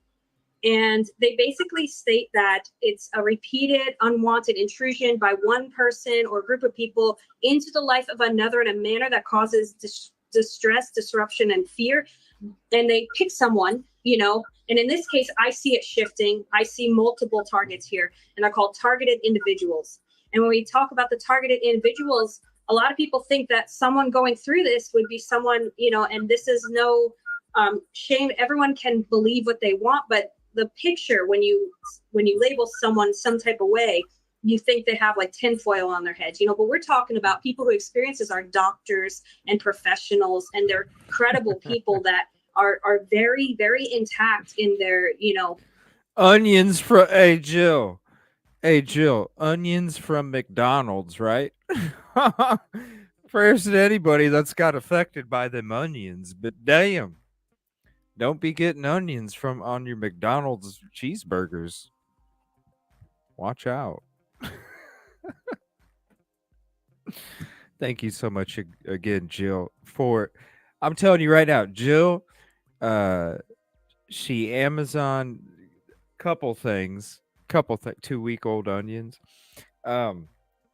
Jill Amazoned a couple things, but Jill, I got to tell you right now, that like little tripod umbrella, amazing. I can't wait to try it out. That is amazing. Thank you so much. That was one of the coolest gifts I got. Thank you so much. Amazing. Not only to help with the heat, but also the rain and any kind of other weather when it comes to the equipment. Thank you so much, Jill. It means everything. How they process and how they report what is happening to them and around them. And so that was actually in an article by Joe Pierre, a doctor in Psychology Today. He said that, it's been happening for like 15 years that we've been recognizing this as a form of harassment, where people will be surveillance, harassed, victimized by unknown forces. And they would typically even experience things like they would feel like they're being zapped by low frequency energy or be followed by unmarked police cars. But they're literally acclaimed novelists and doctors and reasonably well-functioning professionals. It would surprise someone who has never heard of it, someone who's never gone through it. And I've already talked to a bunch of protesters this week and gotten a lot of reports of things that have been happening here in Myrtle Beach in real time. This is week after week of people that have been experiencing things similar, not the zapping, but the group stalking and the people ganging up on. I mean, you guys see it. It's been happening for months. Do you guys remember? You guys remember when I came back here and I spent like 3 weeks, I think it was, maybe a month. I spent here because we were doing a lot of work for Sebastian as well. And I had to be around here a lot. Remember when I quit coming? Oh, they quit talking about me, but they started talking about everybody else after that. It doesn't, to these people. What's up, Natalia? To these people, it doesn't matter who. It just matters that they have somebody. It just matters that they have somebody. So when she's talking about protesters that she was talking to that are going through similar things, it's not about the zapping. It's about all the other stuff. And you guys have seen it. You guys see it against me. Because I don't give a fuck. Like, their troll shit don't mean nothing to me. It's middle school shit. It really is. It's middle school shit.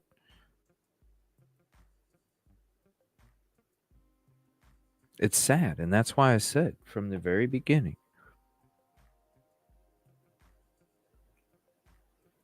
when people are reaching out to me, telling me stories, and I'm like, man,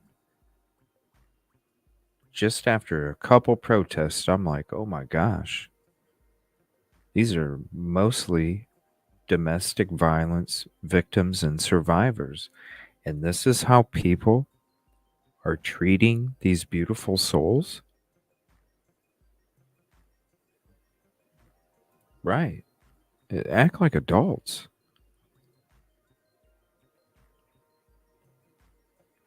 When somebody copies your funny sayings, that's middle school shit. That's like 5th grade. I know you are, but what am I? I mean, it's 5th grade shit. It doesn't matter who.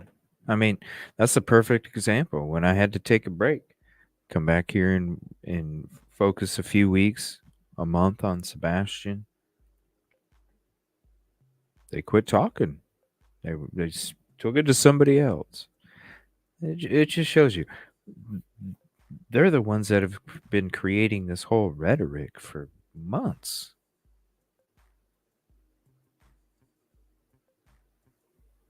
You know, and they got people. There's only been a few people that are like, "Hey, CJ, you're doing this." Okay, go enjoy cooking shows. Because we're sleuthers over here. We actually do our homework. We talk facts.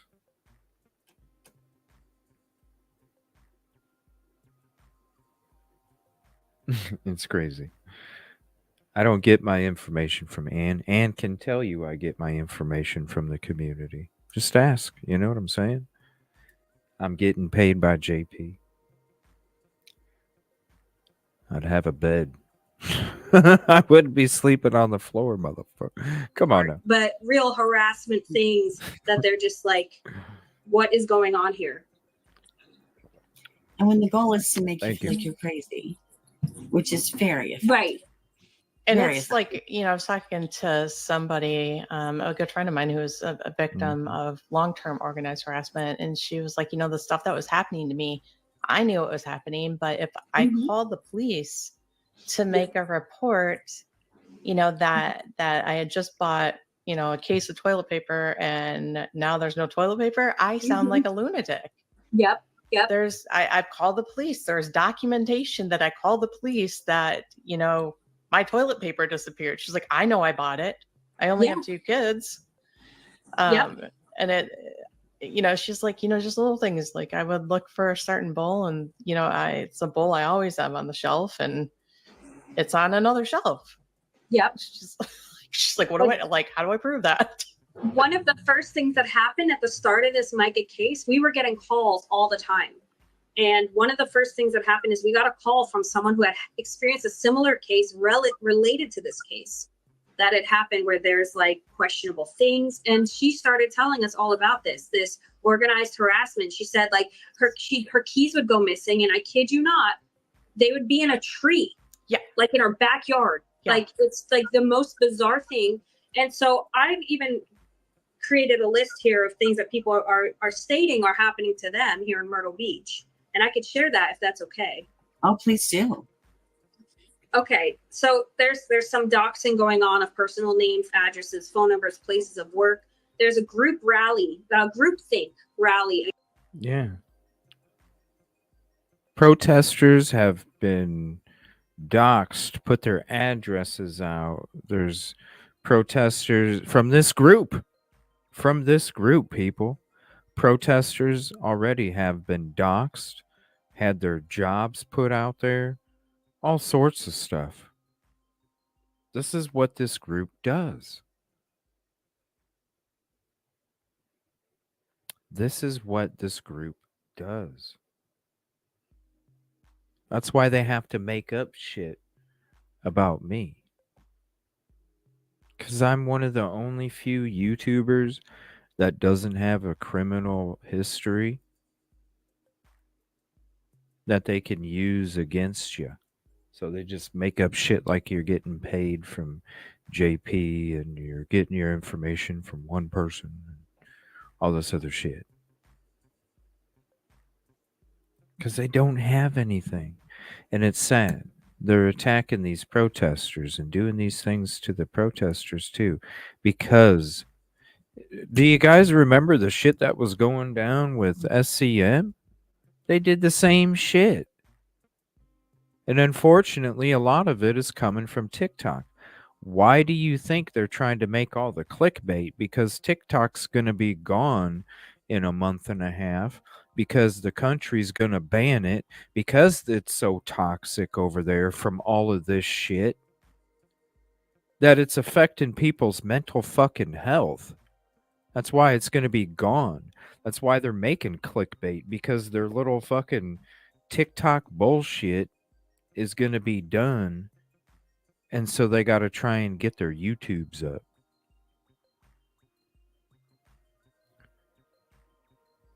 It's pretty bad when the government is going to ban an app because it causes mental health issues to Americans. That's bad. That's why I'm telling people like, yo, fuck TikTok. Kick it over here on YouTube. You know what I mean? Fuck that TikTok shit. It's so toxic over there. It is. It's gross. It's so gross.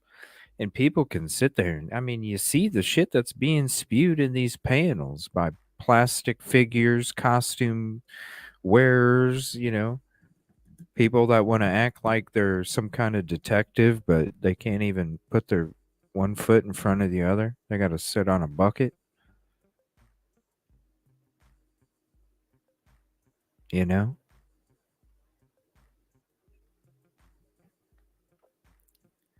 It's gross.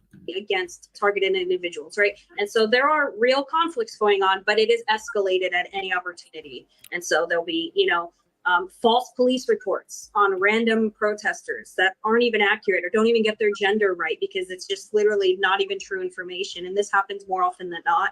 Nails and tires, and we received only one, but there are several accounts of protesters, and one protester has gone up to 7 nails in their tires since the start of the protest, even though before that they had not experienced that at all.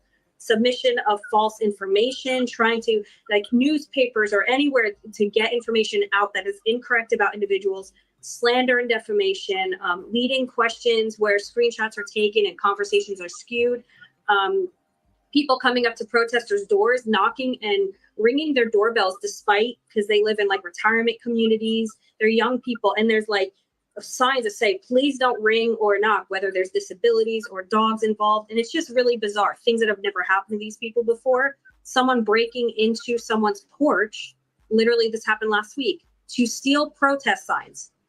Nothing else, protest signs. There was a bunch of things on the porch, only the protest signs went missing.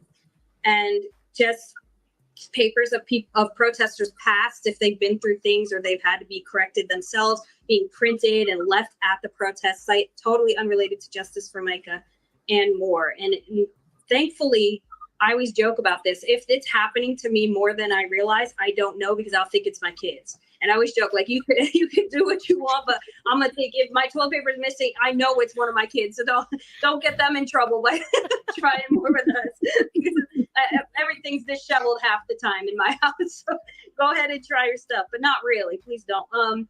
But yeah, that's just the short list of things within a couple days that I could gather from a lot of the people that are experiencing, who are trying to stand for justice for Micah. How sad. I mean, how sad that it would matter that much to somebody to not only take it on in a way that's not public and not out there. You know, like you're being very much like you're standing up, your name's behind it. You're like, here I am. This is my how how sad. And then also I always think to myself, if somebody's that serious about suppressing voices and suppressing a narrative, is there more? That's why we've been asking. Oh yeah, you can go to any of those YouTube streams that dude uploads. He record. That's why I warned the protesters months ago. Hey, dude keeps recording your fucking license plates, you guys. That's why they started backing in and putting foil on their plates, because dude as soon as he started a show, you can go to any one of them. As soon as he starts his live, his recording, all of a sudden you get 3, 4, 5, 6, 7 license plates in the view of the camera.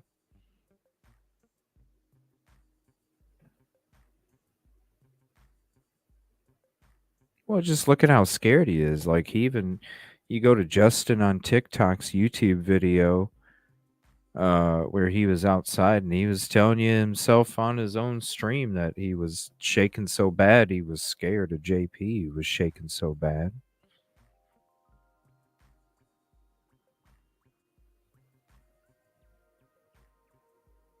I'm just saying, like,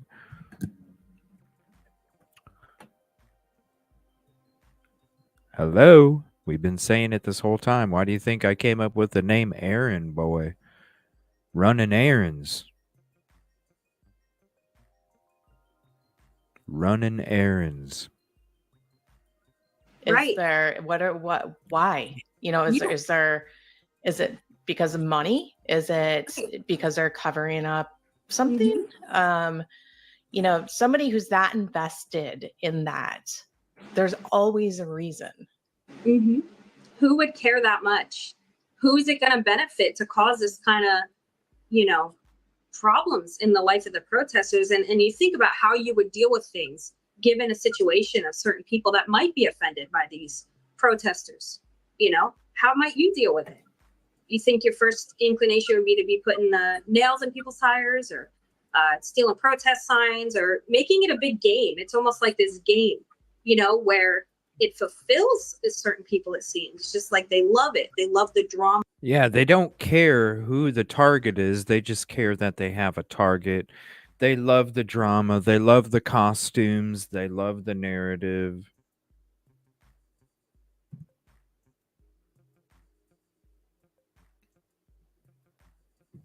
And they're using victims, families, and communities as the backdrop. Isn't that sad? Isn't that sad when you have people from their own community that do these things? Yeah, it got continued to November 5th. Don't worry. Don't worry. They love the attention. They love the negative.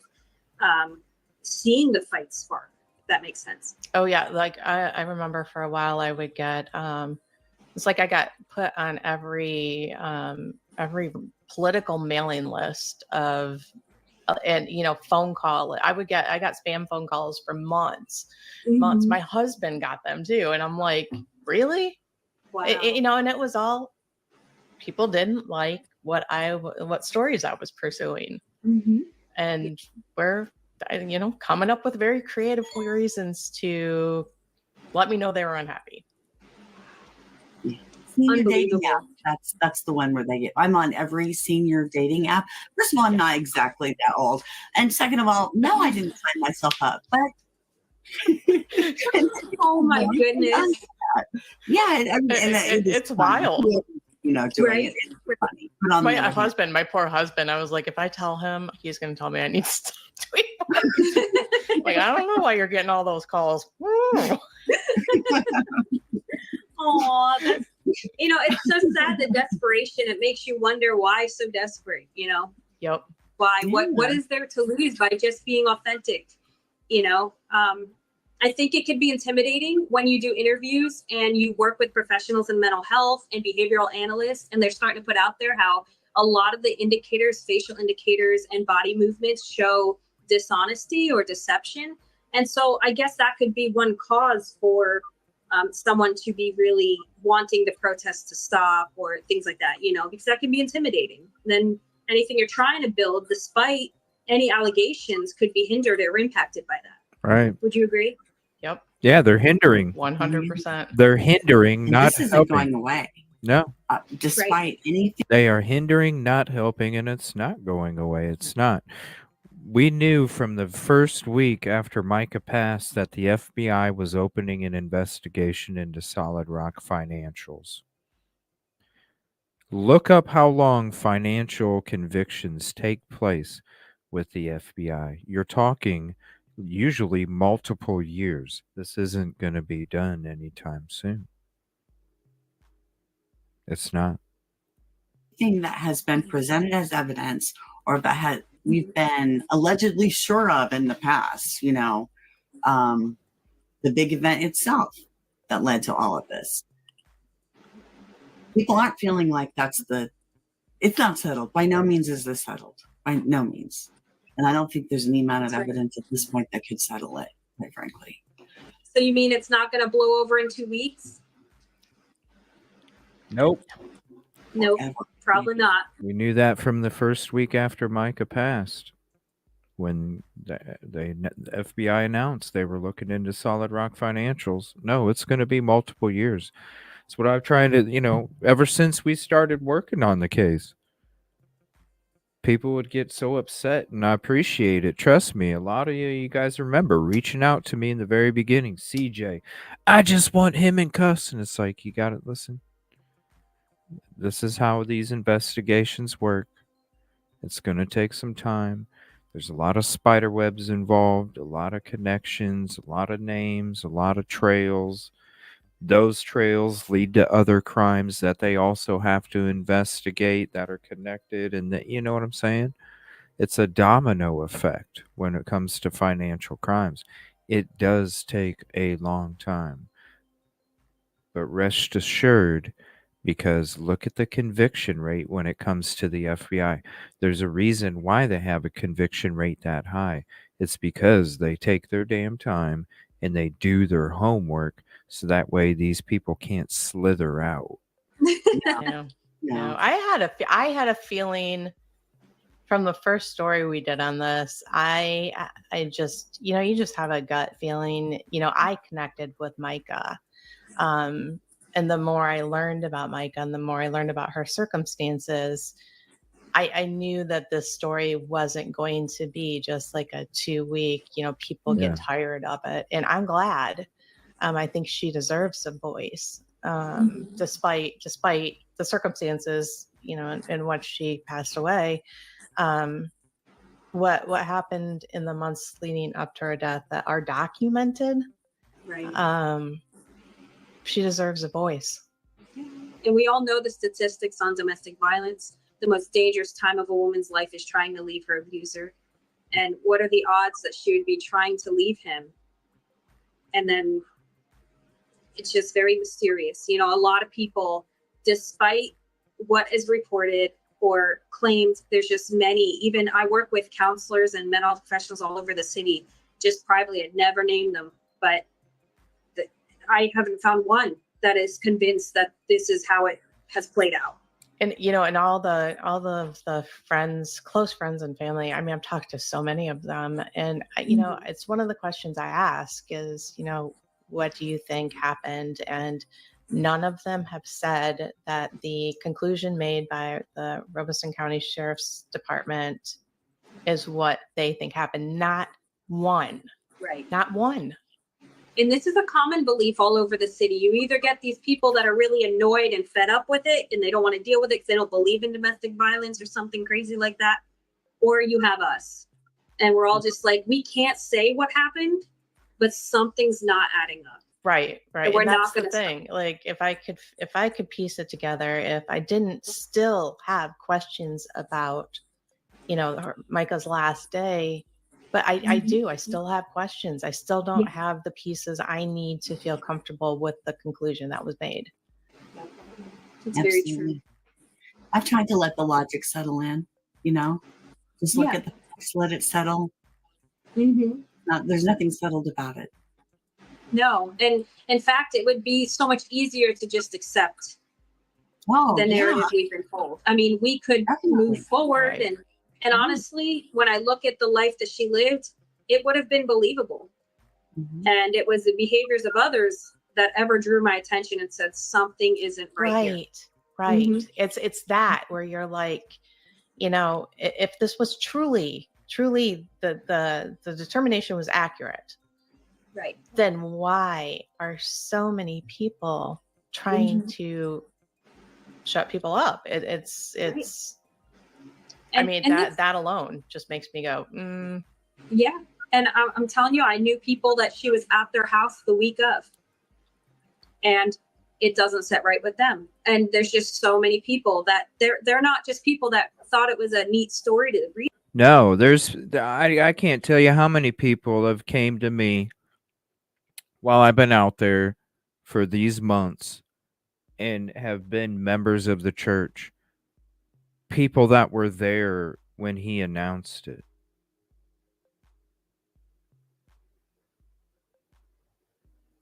Like, I've been talking to one of the neighbors since my second protest that reached out to me and wanted to tell me about the business dealing and the negotiations between the two churches because she was there. It's no joke. Researcher, it just touched them in some way, but they knew her. Yeah. They knew her, and nothing lines up. Well, let's talk for a second about the protesters, because it looks from the outside, like, especially this weekend, it looks like the rules are changing. It looks like there's almost a concerted effort to squeeze out the protesters by changing the rules, making it so they are on uneven ground, and so they're not sure what they are allowed to do, what their rights are. Yeah, thank you for the barriers, Plastic Jesus. Or when they are overstepping. So is that an accurate perception of what's going on there? It is an accurate perception, and I don't want to be too hard on all the officers. There's been some great ones, and there's been some, and by not so great, obviously I'm saying that as one-sided. On my end, I feel like we have had even a case where a person from a church aggressively charges one of the protesters, and I have it on video, and she goes up, and you got to remember that when you're just hearing these stories or watching them, you got to put yourself in the situation. You're standing there protesting. It's already a tense atmosphere, and a church member starts charging you very fast, very angrily, very aggressively, puts her hand on her arm, but we don't know what that action's going to lead to. Right. And that was the week after Fedora Guy was bumping into protester signs trying to get a reaction. Fedora Guy was the first one that came out putting his shoulder, walking all cocky. I have it on video. I'll have to show you sometime. Have it on video. Walking all cocky, his shoulders bumping into the signs of the protesters trying to initiate. Then the next week, this lady went nuts. We don't know what the intention is. And I can't remember what she said to her because it's on my video. So then the lady next to her protesting turns toward her while she's on, on the megaphone thing. And it's the lady with the megaphone that ends up getting reprimanded. Thank you, Erica. Not the church lady, even though once you make physical contact, I mean, that could, under some definitions, be considered assault if it's unwanted, and especially with the approach. But nothing was done to the lady. Nothing was done to the church. It was all the protester holding the megaphone next to her. And I remember getting into a little bit of a tiff with one of the officers myself. I was like, are you serious? Like, how about she doesn't walk into the megaphone or aggressively approach the protesters and stay a distance away, But it just seems like the rules, different officers seem to be knowledgeable or uphold certain rules. I don't know if they're purposely picking rules to confuse us, but there's often a rotation of officers there. And again, we don't know how much they know or how informed they are, what, connection they have to the church. We had leaders in the police office here in their churches as members, and this has become really interesting how there's connections to these places that make it hard for everyday citizens to voice their opinion or say, hey, this isn't right. So, yeah, I mean, it does seem like it's changing. Now we have the fences where we can't even walk on the sidewalk that as taxpayers we pay for. And we're across the street. The barriers. They want to talk about me doing a hit piece on Plastic Jesus. It wasn't a hit piece. Dude's ruining shit for the protest. You want to watch it? It's only 19 minutes. And it goes into a whole explanation of why, what it does to the community.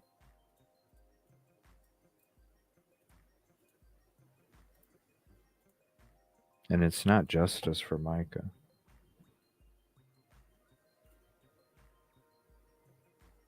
Thank you again for the barriers.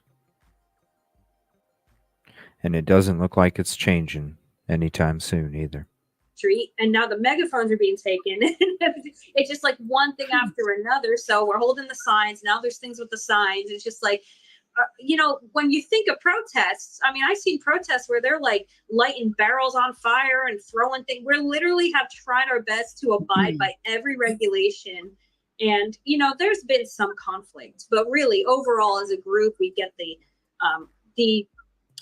paperwork that says that we can protest. We try to let them know. We've been in contact. We've been civil with officers. It's been a little bit stressful with all of that.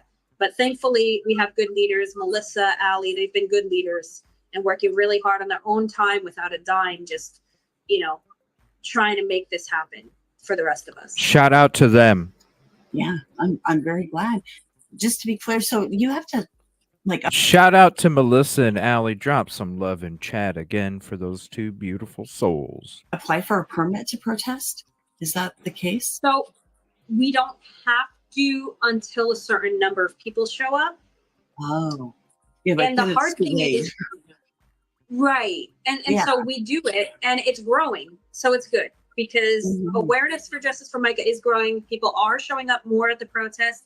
Since I took a break and then came back, there's been even more people than before when I took a break. And we get the permit. We try to do everything by the books. We let them know we're going to be there. And then once we get there, we don't know what rules, we'll be faced with, or what happens is, I'll just say it. I'm trying to avoid using direct names, but this is something I see happening is that John Paul's on his property, watching the cameras on his phone, trying to cause conflict any which way. It seems like, to me, that seems like the intention, the motivation on his part. And then he'll call the police into it. And it just has been crazy with that. It really has been. He's certainly very comfortable with that. He's very comfortable with I'm going to pick up the phone and handle this by calling the authorities.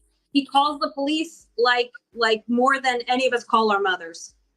It's absolutely insane. I mean, I shouldn't say that. It just feels like really bizarre behavior, and truly, I believe he could use some treatment, in my opinion. I don't want to demonize anyone, really. I think it'd be best if people at Solid Rock did not enable this behavior. It'd be best even if the worst case scenario isn't true and we're all just like really hyped up on emotion and triggered, while still the behaviors we know that are proven, the coercive control and the stalking and the tracking and the posting a nude photo of her on the social media, this automatically, in any other field, if I acted like that in counseling, I'd have my license taken. I would not be able to practice. And so why is he able to get behind a pulpit and preach now? This is enabled behavior by people that are using scriptures out of context. And this is part of why I'm so involved, because a lot of the people there, they don't realize like how he's manipulating scripture against them. And so I will come with scriptures on my sons all the time, like, yes, do good to those who persecute you, but wolves in sheep clothing, you know them by their fruit. And coercive control has been the fruit of John Paul Miller. Wolves in sheep's clothing. How long have we doing those shows? Long time. Wolves in sheep's clothing.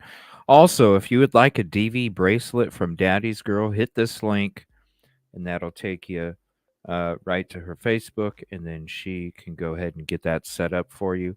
Thank you, Daddy's Girl. Appreciate it very much.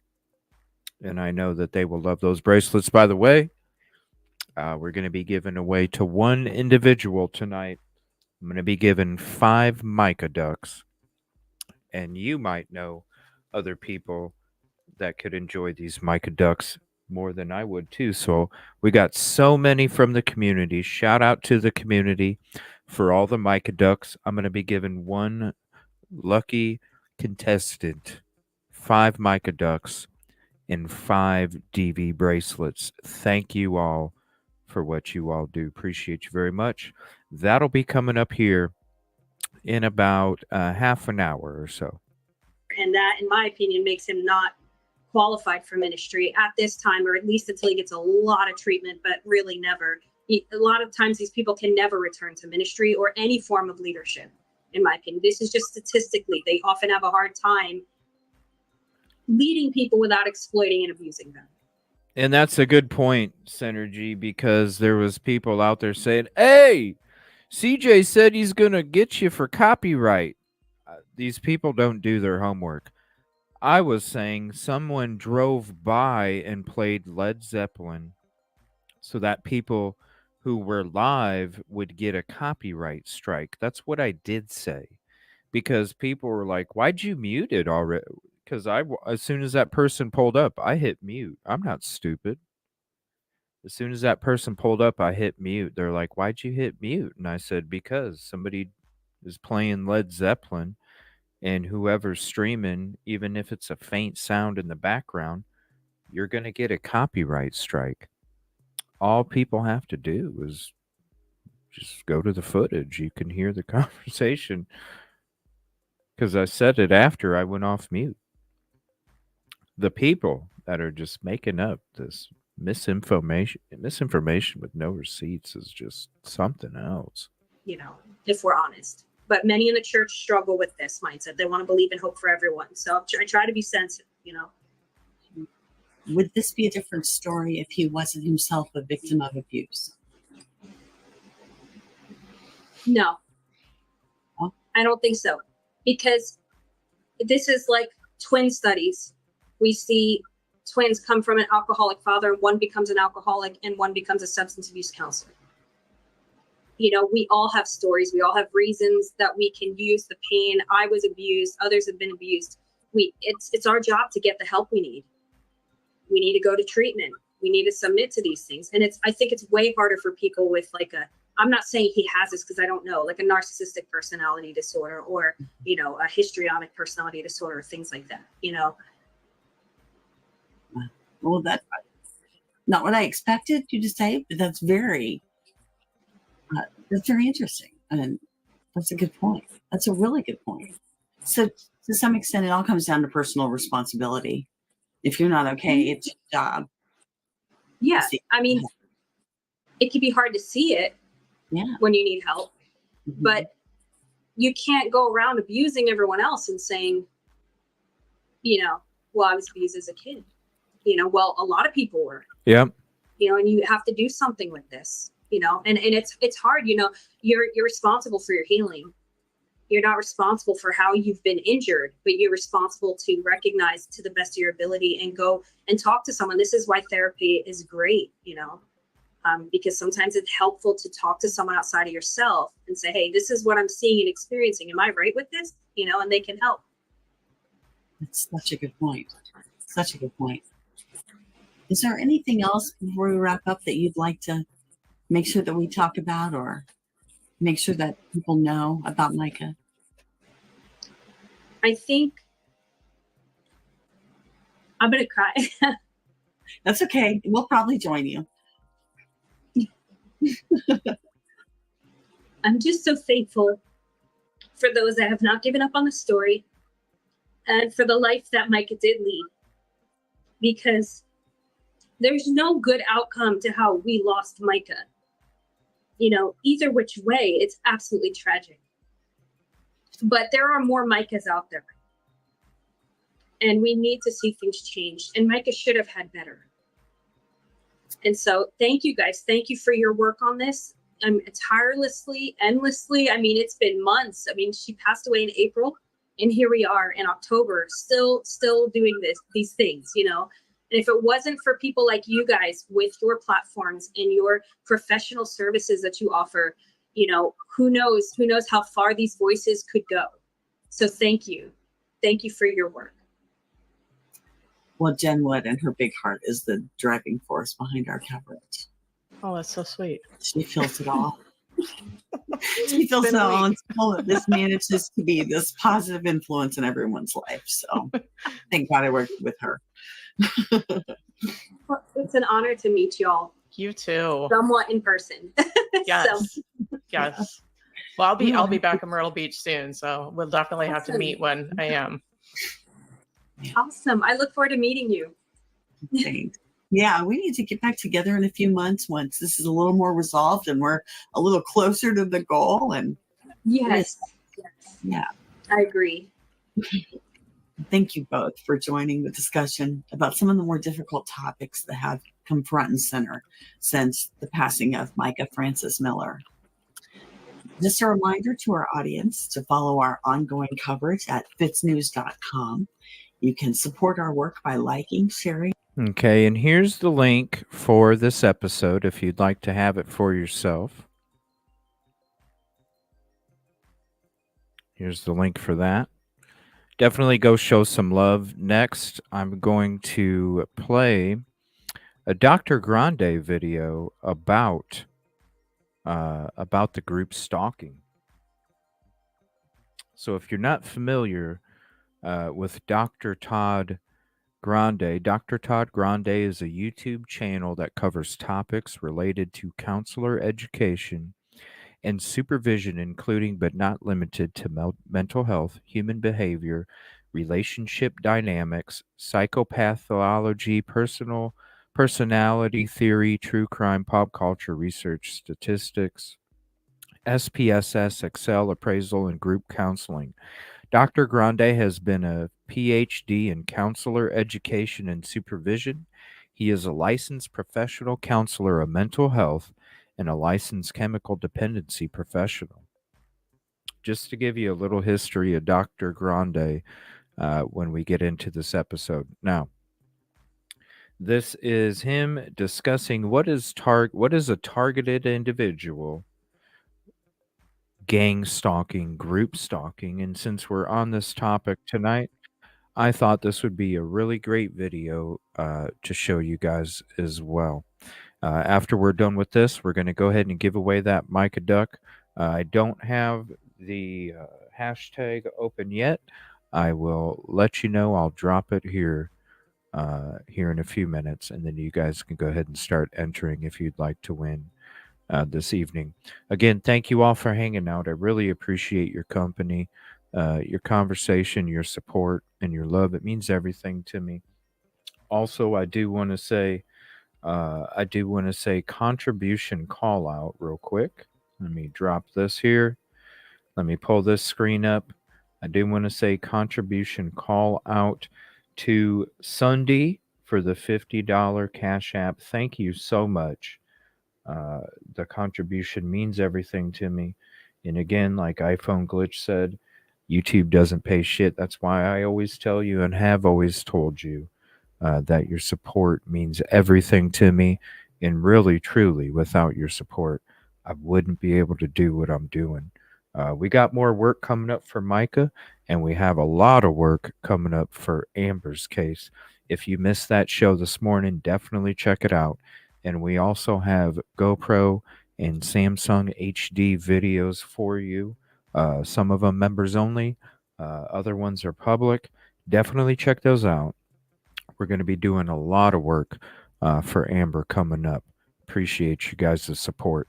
Without you guys' support, I would not be able to be there like I am for these communities. Thank you so much. It really does mean everything. Hello, this is Dr. Grande. Today's question asks if I can analyze the construct of gang stalking. So sometimes with this construct, the people who believe they are subjected to it call themselves targeted individuals. Just a reminder, I'm not diagnosing anybody in this video, only speculating about what could be happening in a situation like this. If you enjoy this video, please like it, subscribe to my channel, and consider supporting me on Patreon. I'll put the link to Patreon in the description for this video. So before I talk about the construct of gang stalking, I think it's important to distinguish this construct from what's referred to as individual stalking. I guess one could use the terms regular or traditional stalking as well, although that seems a little unusual to put it that way. So the idea is that when we think of the word stalking, we think of one person who is going after another, right? So I'm going to use the person A, person B situation. So person A is the stalker and person B is the victim. So the way we think of it is that person A is connected to person B in some way, or they used to be connected with person B.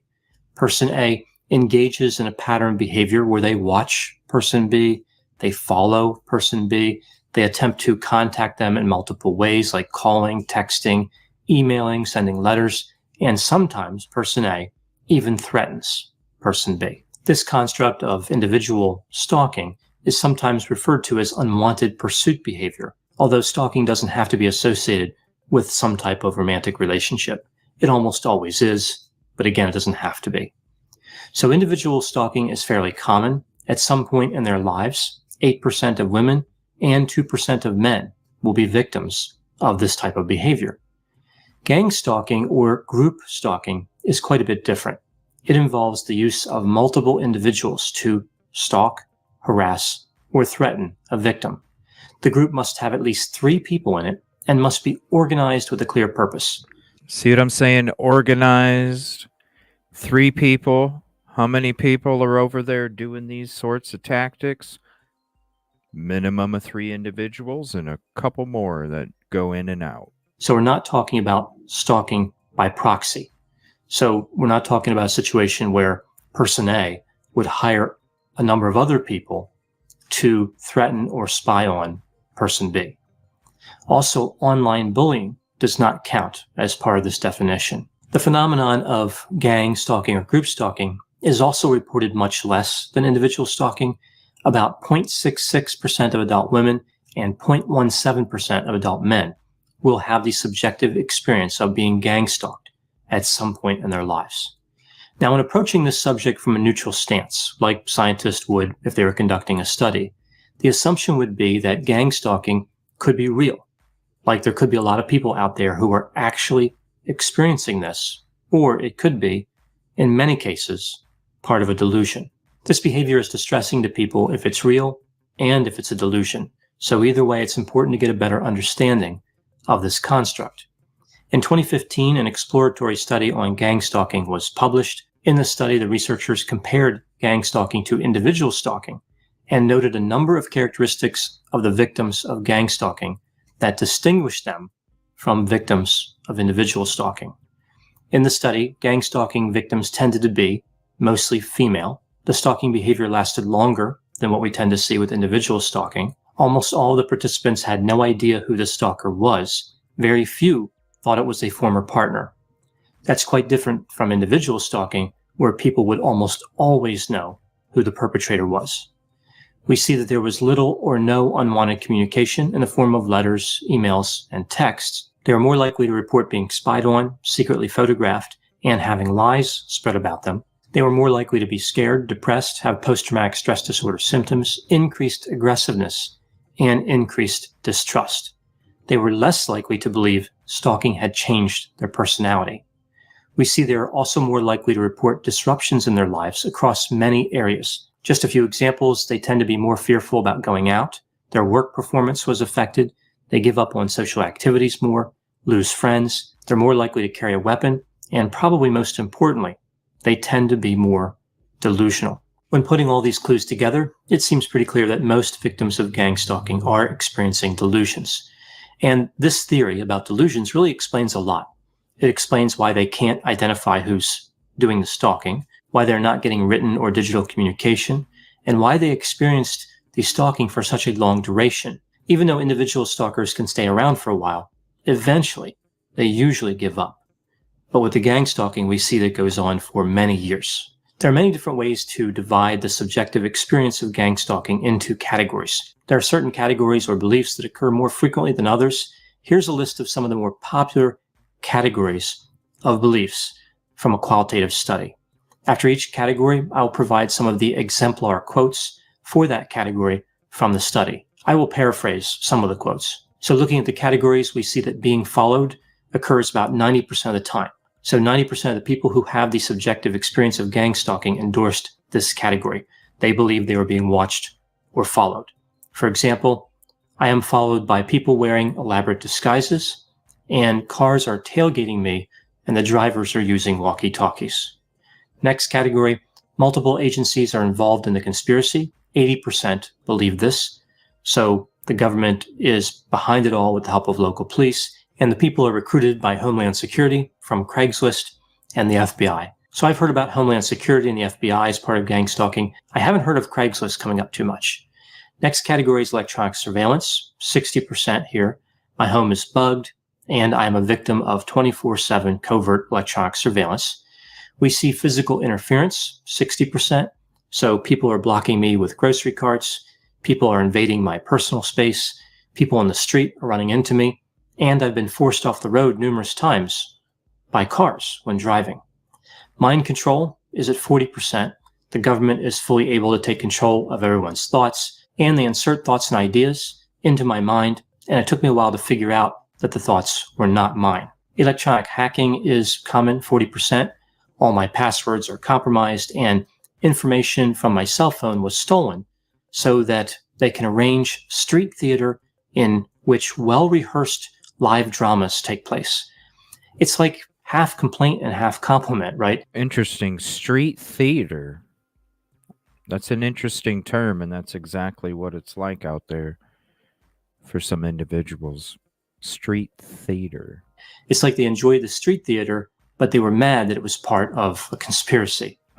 Next category, people sneaking into their house when they're not there, 35% endorse this. People break into my house when I'm not home and move stuff around, and I can't leave my house because they will move around my undergarments. Now, the last two categories are about people who are part of the conspiracy. We see police are part of the conspiracy, that's 30%, and neighbors are part, that's 25%. So we see things like state police helicopters are following me around, and many of my neighbors, but not all, are involved. Now, it's curious why somebody would think certain neighbors are involved and not others. I think a lot of this is based on to what degree those neighbors believe the individual who believes they're being gang stalked. So if somebody tends to be a good listener and they tend to believe the person, usually that person will not think that other person is part of the conspiracy. So neighbors that are supportive might not get included in that conspiracy group. We see that these beliefs come with a lot of negative effects, like feeling isolated, and it can cause a desire to counterattack. So why hasn't gang stalking been studied too much? Well, in a way, it really has been. Gang stalking is really a version of paranoid and persecutory delusions. What has changed? Why is this now something that's being discussed? Well, it's really about communication, specifically the ability to connect with an online informal community of people who believe the same thing. There's something very powerful about feeling a sense of belonging, even if that connection is made because of a negative experience.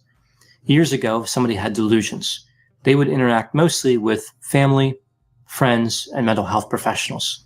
Now they can reach out to a much wider community. In one way, of course, that's good. They're finding support.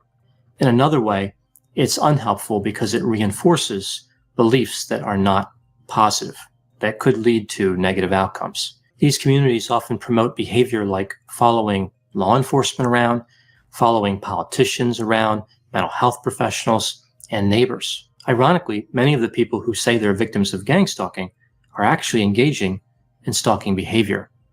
There have been a few notable cases where gang stalking has been connected to violence. For example, Aaron Alexis, sometimes called the Navy Yard shooter, who killed 12 people at the Washington, D.C. Navy Yard in 2013, Myron May, who in 2014 shot 3 people in the Florida State University library, and Gavin Long, who shot and killed 3 Baton Rouge, Louisiana police officers and wounded 3 others in 2016. Looking online, we find material designed to support targeted individuals, but much of that material is not from mental health professionals.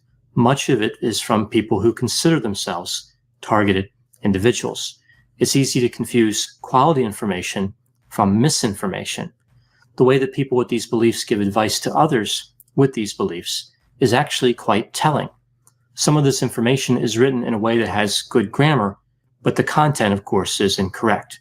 A lot of it is really about how the paranoid feelings are justified, how there's a conspiracy, and how you can't let the fact that there's no evidence to support the claim get in the way. They say that mental health professionals, law enforcement, politicians, judges, lawyers, everyone is in on the conspiracy, except, of course, for the targeted individuals. They describe the typical targeted individual as having a very high IQ, a history of political activism, and being influential. It's like they see themselves as threatening to the mainstream culture, government, and society in general. One of the main challenges with these types of delusions is it's almost like they were perfectly engineered to prevent someone from getting mental health treatment. The delusions work against attempts to get help. It's ironic how the advice of mental health professionals in this situation could be something like, well, don't engage in those online discussions. Stay isolated from them. It's easy to understand how somebody with paranoia could look at that advice and say, that's exactly what the government wants me to do. They don't want me to team up with like-minded individuals because we're revolutionaries with great ideas and they're trying to stop us. So again, everything about the delusion resists treatment. The problem is that it's only going to get worse as these online communities increase in size. It's important not to dismiss the concerns about this type of delusion. If one were to imagine what it's like to believe that everyone is out to get you, it's really quite frightening. And it can facilitate somebody acting in a violent manner because they believe they are acting in their own self-defense. And that's the craziest part of all. They feel like they're acting in their own self-defense.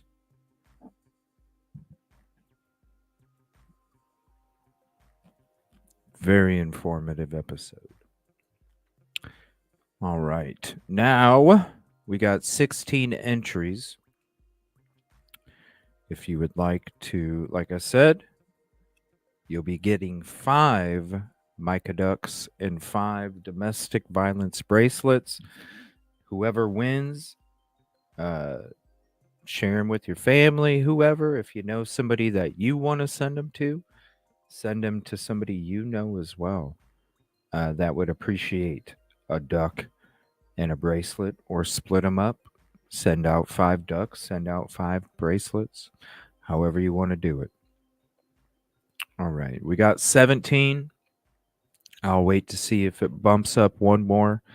If not, we're going to go ahead and hit the draw button.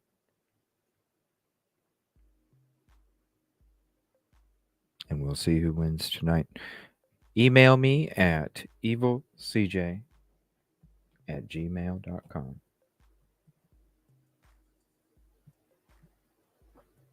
If you are the winner tonight.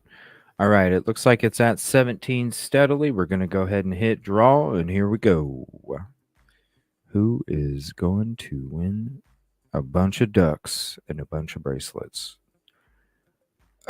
No, it's not me. I can't win them. It's because I typed it in. Isn't that funny though? I'm the winner. I'm already the winner from the community because they gave me the ducks in the first place. Looks like we got one more. All right, we're gonna hit it again.